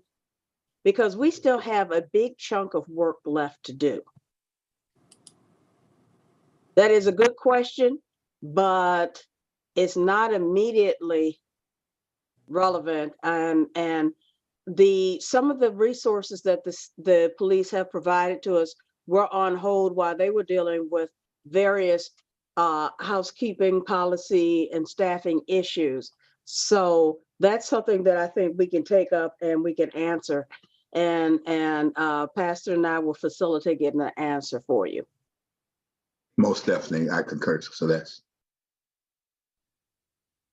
okay. So now to get back to our agenda here, we've had our break, and now we are at the status conference hearing section, wherein we're looking at what our dynamics going to be for this upcoming status hearing. For those of you who were at the last hearing, we had presented a statement. We had voted for someone to be our official representative. And we had decided that it was really important for us to I guess, formalize our position as a committee that served for the DOJ, for the city, and for the community with regard to monitoring the settlement agreement activities. And we've done a lot of work, some of which we have presented before and some of which we had not. So in an effort to better serve and to be more present to the public and the judge, we are looking at presenting once again, and we want to establish ourselves as presenting each time there is a status hearing. And the purpose of this is to publicly recognize the work that each of us have done, all the work the community members have done, all of the input we've gathered from community members, and then publicly state our expectations or outcomes with regard to what we have witnessed as being done. And as we've mentioned before, when we were discussing the independent monitor, we want to do more than just check off boxes and look at compliance. We want to have people see us there representing them, speaking and elevating their voices in the public. So with that in mind, we want to look at, number one, who is going to represent PCCEP at these status hearings? And then at this and future status hearings, what are the topics that we want to address? And at different times, there's been other issues. Most recently, when Byron Vaughn presented to us, we spoke we asked for updates on some activities. We asked for what were the results of some of our other concerns or recommendations. And then we want to also determine, as a distinct feature of that presentation, should we present the independent monitor recommendation? Now, it's going to go to the city anyway, as Dory mentioned, and as Byron inquired about. But because we want to elevate our presence and to more formally recognize the work done by my colleagues now and in the past, as well as, again, I'll say it, community input. We want to present this in the status hearing to the judge. So those are the three tasks we're looking at. Now, I'm going to do something that's a little bit more self-serving than I feel comfortable with normally. Celeste, can I jump in before you do that? And also we do have hands. And I'm wondering if they're clarifying questions. So I want to put a kind of finer point on this for those who are new to this process, myself included, and who might be wondering what's going on because we approached the status conference hearing differently last time. Yes, This time, I think, and this may be clear, but just to be super clear, we're not writing a group statement. We are selecting a representative from PCCEP to go and reflect broadly what the group would like to say. And so those first two questions are just getting at those points. That's it. Okay. And so, Anne, I see your hand, and Leslie. Anne first, though. Thanks, Celeste. Just a couple of things. I think this is a really great discussion, and I'm concerned because I don't think we have enough time to formulate it. I also know that I'm also wondering, is it your thought that the same person would go every time and present? No, it's not.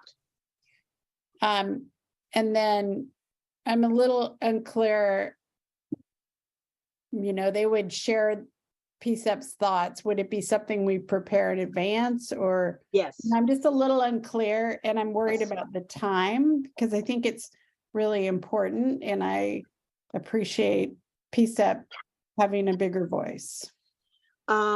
We have until 8:30. So that's one thing. And we don't have to, number one, it wouldn't be the same person every time because I think different people are interested, passionate, and suited to different aspects of presentation. So that's one thing. And then we do want to, we are looking at some past recommendations that we have made, and we can pull some of the issues forward from the past not recommendations, I'm sorry, I misspoke, reports or statements made at the status hearing, because some of these things are kind of ongoing. Like, even though we presented our concerns and our findings, et cetera, at the last status hearing, it wasn't able to be publicly heard. And so, we want to find out, has there been any progress on things we've submitted before? So it's not like we have a whole lot of new things we have to concern ourselves with.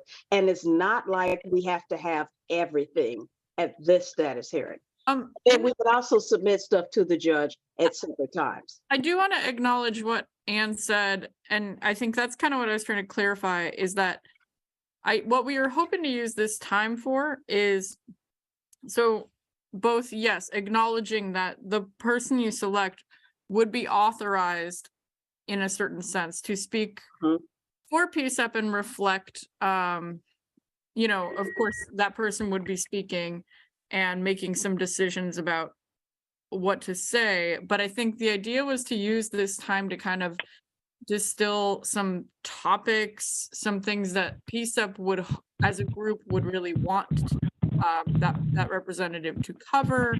For example, perhaps that would be like body-worn cameras or the training slide, or just, for example, like that's not what I'm saying you should do. Just like you could identify topics like that, or something PCCEP has done, work that you've been focused on. So I think that would be the idea, but with the recognition that you are authorizing that person to, yeah, make some decisions. That would be the thinking. And so, you know, I think we could do that decision now.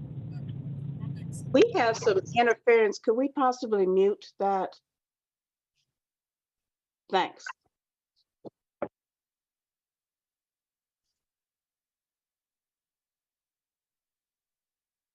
Okay, so there were two hands. What, Leslie, didn't you have your hand up? Didn't I call you after Ann? I did, but I actually had the same questions as Ann. So I put my hand down, but now I have a different question, but but it was after Gloria. So go first, Gloria. Okay, just want to make sure I didn't have the wrong order. Hi, Gloria. Hello, Celeste. Celeste, I need to be, I need a little bit more information. Why are we moving from individual conversations with Judge Simon to only one spokesperson? Because it's clear that perhaps maybe some of the things that I see happening with PCCEP probably wouldn't be the same thing that you see, or Pastor Robin, or Ann even. So why we're not moving, but we are collecting everybody's thoughts and elevating them to a higher platform. Now, if people wish to have a individual conversation with Judge Simon, this is not precluding that. This is not preventing that. You still should, you know, take advantage of that opportunity. Now I'm trying to get this straight as well. Are we going to be presenting our recommendations for the independent monitor at the same time that we're going to be doing the individual, if there be individuals who would like to speak with Judge Simon? Are we going to be doing those at the same time? Because that could probably take up a lot of time.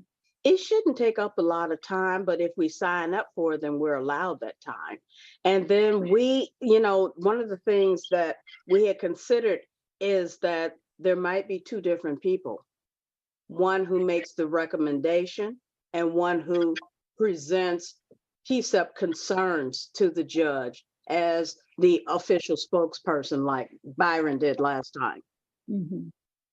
And that way it also allows for, you know, different styles of presentation, as well as a different perspective from another person, or different emphasis.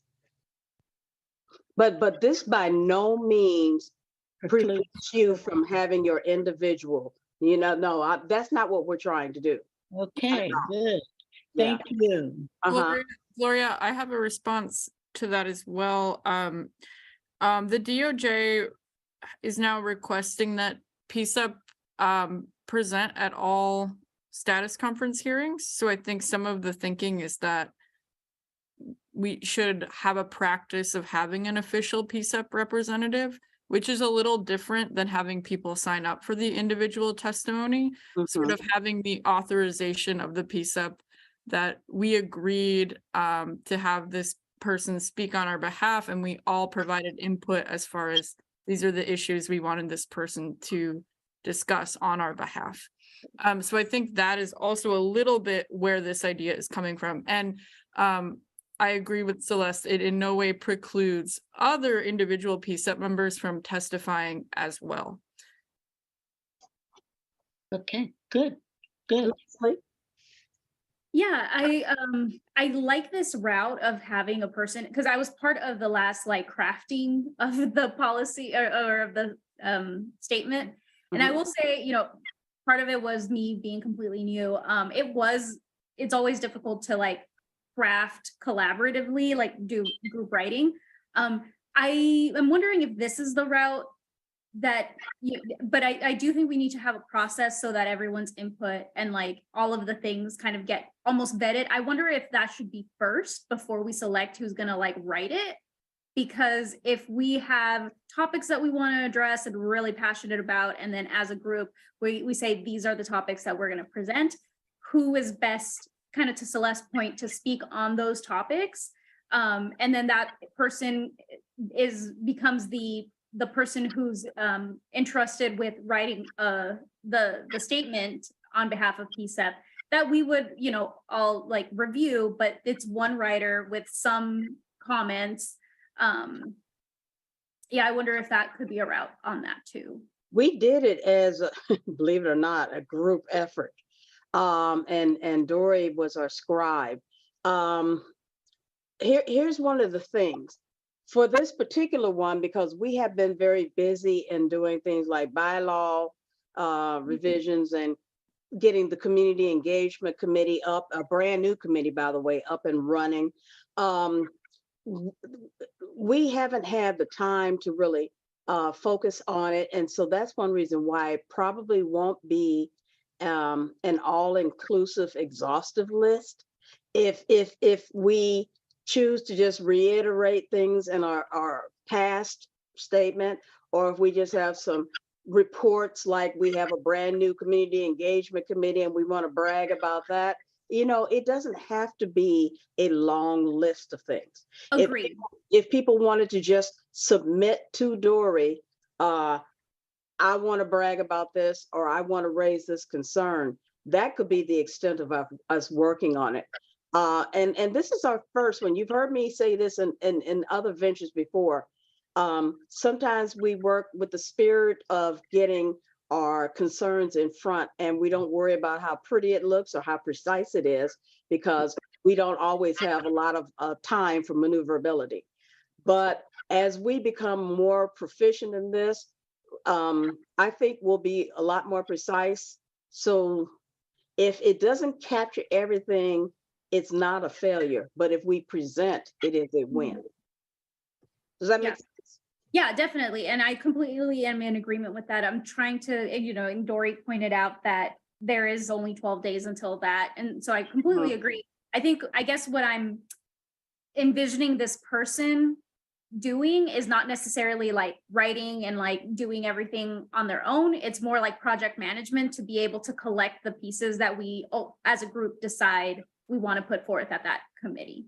So I guess for this one, since it's 12 days, we need somebody that has time, that can, you know, go through what we've been doing maybe for the last quarter. I'm just kind of thinking of selection criteria for whoever that person is going to be for this time, that has the time to put into that can, you know, aggregate the topics and make some decisions and move forward.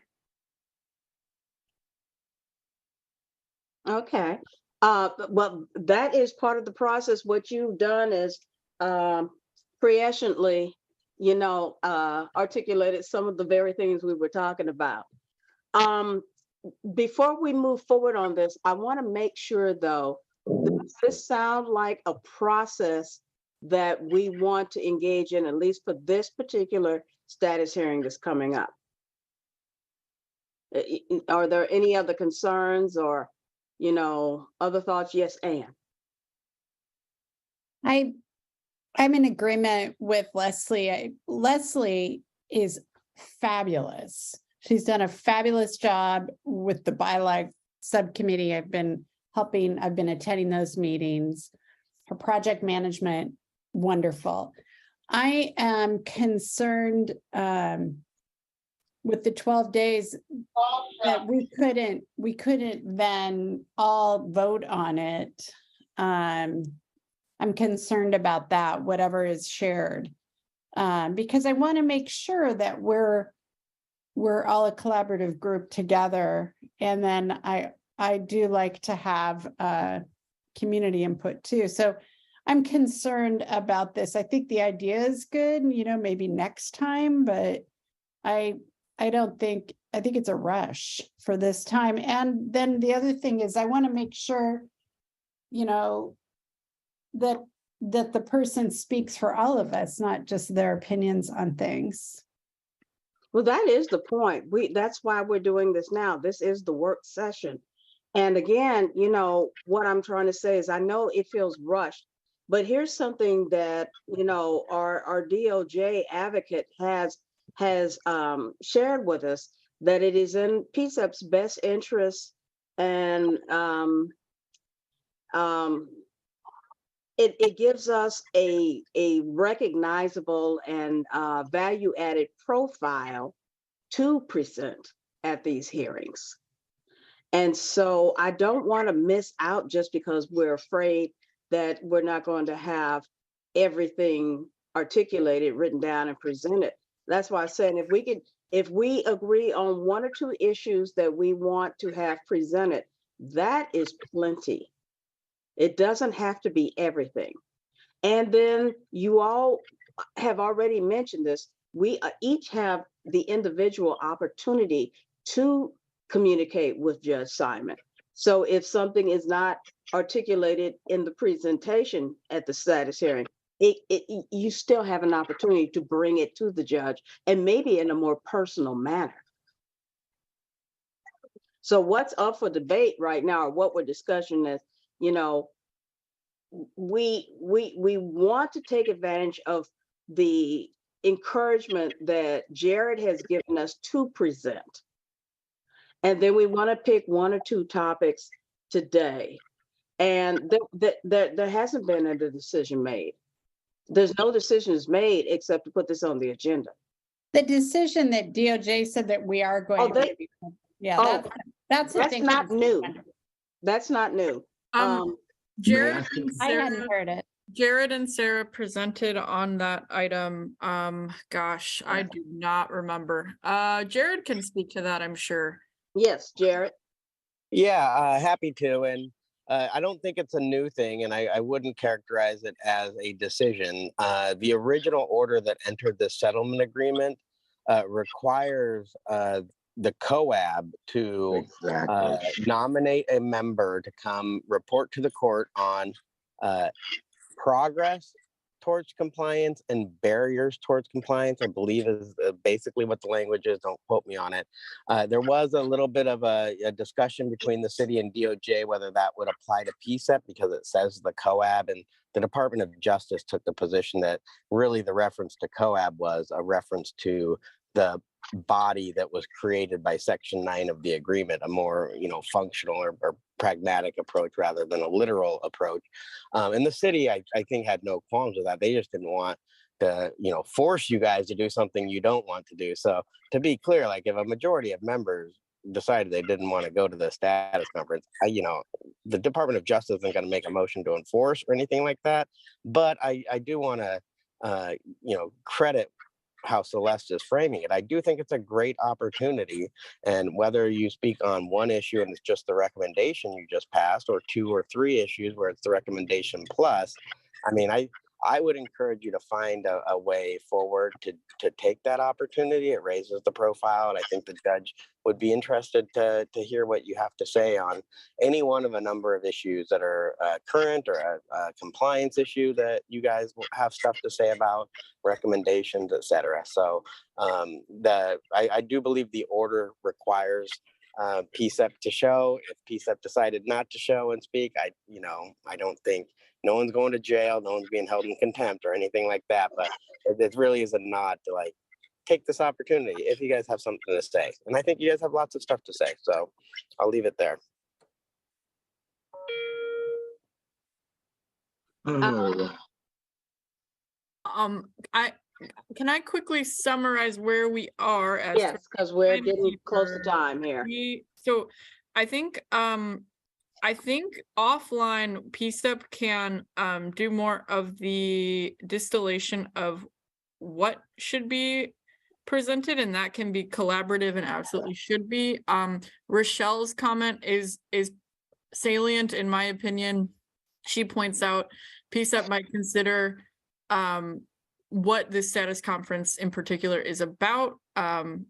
She says body-worn cameras, the training slide, civilian training dean, etc. For example, it is true that different status conference hearings tend to focus on different things. That's something to keep in mind. So in my opinion, what should be done in this meeting is the selection of who the representative or representatives, if you want to also read the independent monitor recommendation, who those likely two people should be.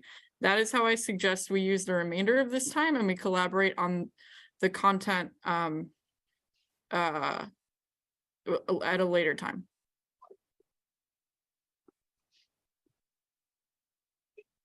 Pastor? I agree with Dory and as well as Celeste. What I'm hearing is kind of, for me, a little bit confusing here. I think it's very important for this new group because, again, I think everyone who's now been serving has never went before the courts.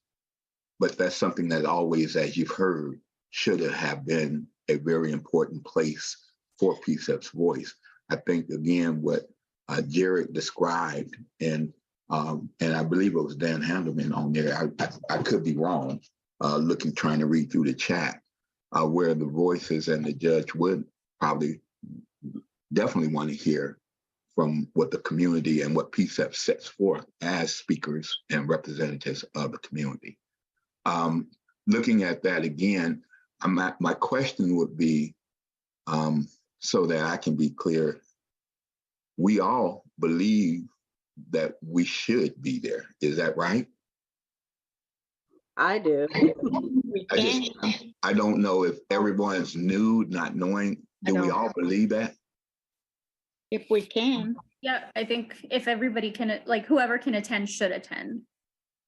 Well, I mean, as far as representative that speaks on behalf of PCCEP.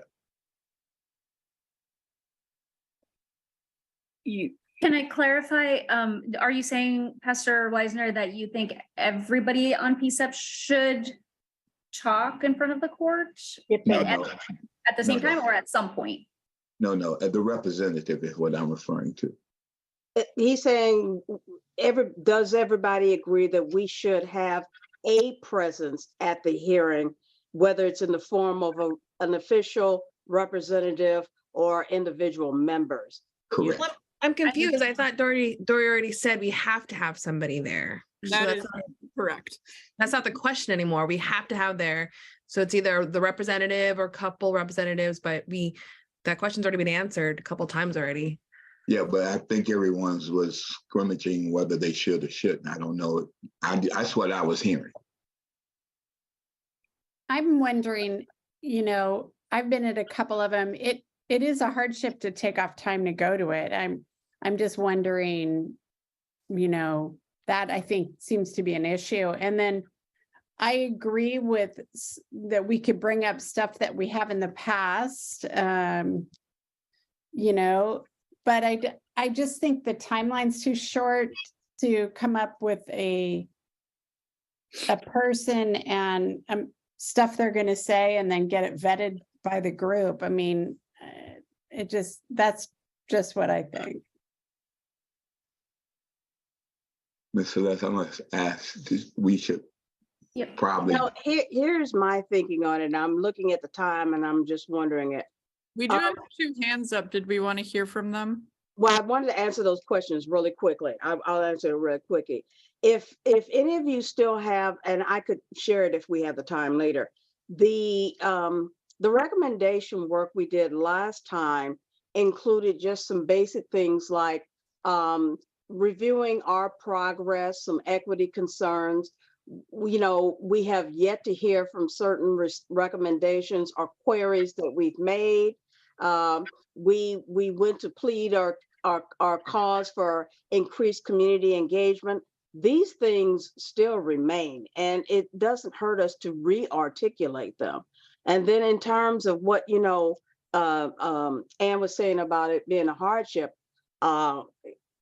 I only do 2 things. I do my 2 radio programs and I do PCCEP. So I have the time. I'm not obligated to do anything else. And so I was most definitely going to throw my hat in the ring because not only am I familiar with the process, but I have the time. But I do want to try to answer my colleagues' concerns. So Leslie and Ashley, Leslie first. Yeah, I guess I was just going to agree with you, Celeste. I think if we can spend the last little bit, I think it's beneficial to present, and I think we do have pretty much a standing agenda of what PCCEP wants to see. So if we do have somebody with the time to put it together, and again, that project management aspect is really important because you do really have to be after people, and making sure that you get responses. That's number one. What doesn't happen. So I think it's reasonable to try to present at this next status conference hearing. Ashley? I'm just still confused because I thought we have to present. I wanted to say that again. And then the second thing was, why are we not presenting? So Celeste, I think your idea is a good idea. The last letter, just we didn't, so that's the content part, but I know it's the content question, but why aren't we not bringing up the independent monitor recommendation in this space? Did that already get discussed? Did I miss that? No, you haven't. And that was one of the things we were going to vote on, is whether we wanted to bring it up and maybe have a separate person do it at that, Oh, I see. at that hearing. But let me defer to Dory.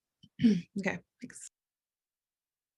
My suggestion is that if PCCEP is interested in reading the independent monitor recommendation to the court, and I think that is a great idea, that we identify 2 people who are able to attend and interested in presenting. I have heard Celeste is interested and has said that she has the time to work on this. I'm wondering if we have a second volunteer.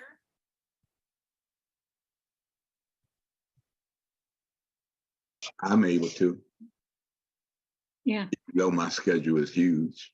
Gloria, were you gonna say something? Yes, I was gonna say that I will be there. I will be. Okay, well, speaking. I will I'll be submit to speaking, Gloria. but it will not be on the monitor. So if you want to do that, Pastor Wisner, I'm not cutting you out of it. No, I have a lot on my plate too, but I was gonna make sure as the second, if I needed to, I would step up for that.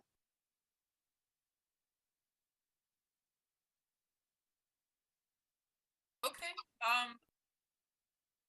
What I'm hearing is Celeste is a strong, has a strong interest, and then Gloria, are you interested in reading the monitor recommendation? No, it's an independent statement.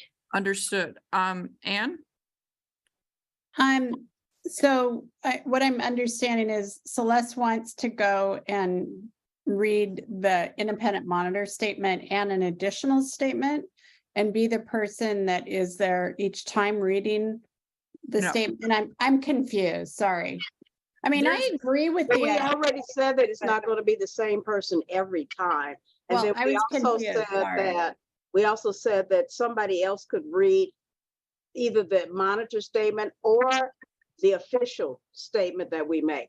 So it doesn't have to just be me. I just volunteered myself for one of those assignments. Yes, and my understanding is that, yeah, there's no continuation. We could choose a different person every time. And then ideally, it doesn't have to be this way, but one person could provide like a general sort of status update about like PCCEP and ongoing assessment about, the state of things. And then that another person could read the monitor recommendation if PCCEP so chooses. That is my understanding of the discussion. Sarah, did you have a quick comment? Yes, I just wanted to say that, as I put in the chat, the DOJ and the city attorney's office collaborate on proposing a schedule, and we can certainly, make sure there's time for PCCEP and then help any of the rest of you get on the agenda to make individual statements. I would also say, as in past status hearings, if you remember, the DOJ and the city both do filings ahead of time, usually about a week ahead of time.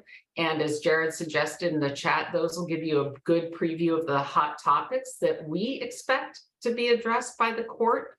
And then finally, if you watch Byron's presentation, the judge is not shy about asking about things that are on his mind. And so, whether or not you're able to come up with, what the group's thoughts, official thoughts are, you will, if you are able to send your co-chairs or any other representatives, they should expect to get some questions about some of those hot topics. And, they should also, you should have confidence in them to not go beyond the general sense of the group, which I think, you all have a good understanding of that, and not to speak on their own behalf as much as kind of really reflect how PCEP has been operating and the ideas have been discussed. So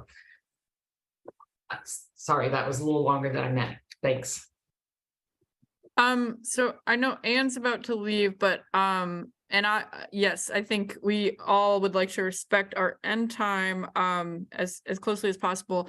I think where we are is that Celeste is interested in providing a general status update, and Pastor Wisner can make himself available to read the monitor recommendation. Is the group supportive of this plan? And we will collaborate on the content moving forward.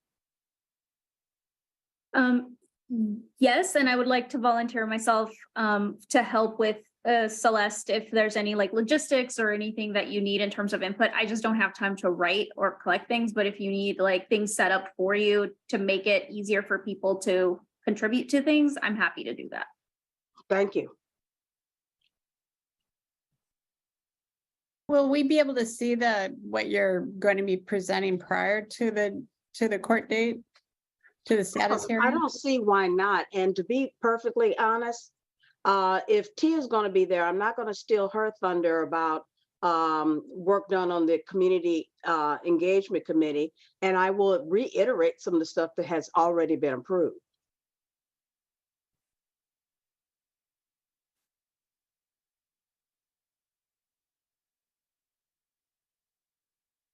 Yes, I think maximum collaboration beforehand and transparency. Most definitely that would be the idea. Okay, if we can support this plan moving forward, I'm not hearing any position. I'm in support. I am raising my hand too. Okay, I'm sorry. Okay, we have hands up. Wonderful. Okay, we will move forward with this plan. Thank you, everyone. Jared, so we'll now open it up for open public comment. Thank you everyone for your patience, and I would like to invite Jared to speak on his comment as well at this time. Thanks, Dorian, and thanks everyone. I think this was a good pragmatic way forward. So the 6 topics that are going to be on DOJ's agenda, and obviously that doesn't bind you, but it's going to be the issues we're addressing. You can address your own, and please do what you want to do. The first is the independent monitor discussion, and the second is the RRT training slides, and the third issue is body-worn cameras. And I think that will probably be the majority of the in-person presentation. The fourth issue is to provide updates on training. That's section 4, and some compliance work that has been done and effectively by the city of Portland and the police bureau. The fourth is issues around accountability. That's section 8 of the settlement agreement. And the final issue is some updates on PCCEP section 9 and positive things to say there in terms of the work you guys are doing and the support, primarily because it's our focus is to give kudos to the city for the support they've been providing. And, there's a little bit of pluses and minuses in the accountability section, but those are the 6 topic areas. Thanks. Thanks, Jared. Any other public comment from any of our attendees here tonight? Dan? Dan?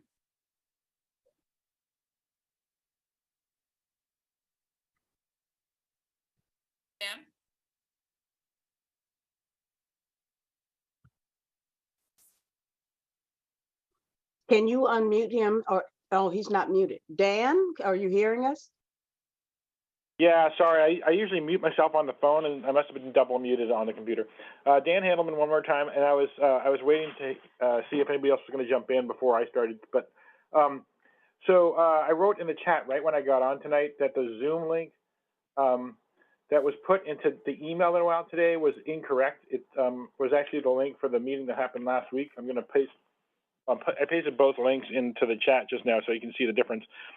So I had to go digging around to figure out what the right way to get on was. I don't know if anybody else had this experience.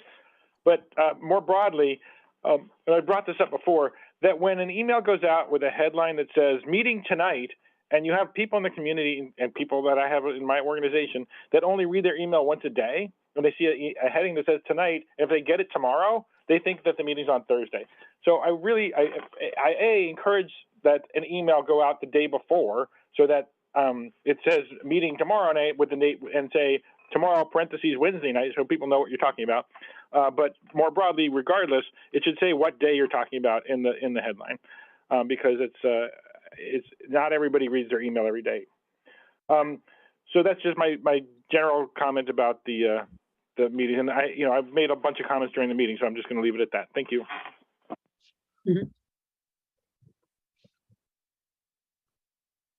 Okay. I think based on the chat, yes, Pastor Wiseman's pointed out our meeting information is always posted on our website. I do apologize for that error. And we will do our best to catch those things for all of our upcoming meetings. I think that may conclude our public comment based on some of what is being said in the chat. So let's briefly, very quickly, take a look at what we have next. So as we've been discussing at length, we have that status conference hearing coming up on February 28th. We will not be having a racial equity subcommittee meeting next Wednesday on the 22nd. We are giving PCCEP members a break. That's based on a discussion with that subcommittee. And as members, PCCEP members might remember, we had initially discussed rotating that with, our community engagement event schedule. And so we do have one of those coming up on March 1st. And so I'm hoping people are getting the word out about that event. And I think that's all we got. So we will see everybody in a couple of weeks and look forward to collaborating with PCCEP members about our presentation. All right, with all that said, thank you, PCCEP members of the public, all of our accessibility support, and everyone else in attendance for your contributions tonight. Yes. Great work, everyone. And with that, the time is 8:34 p.m. and this meeting is adjourned. Recording stop. Good night, everybody.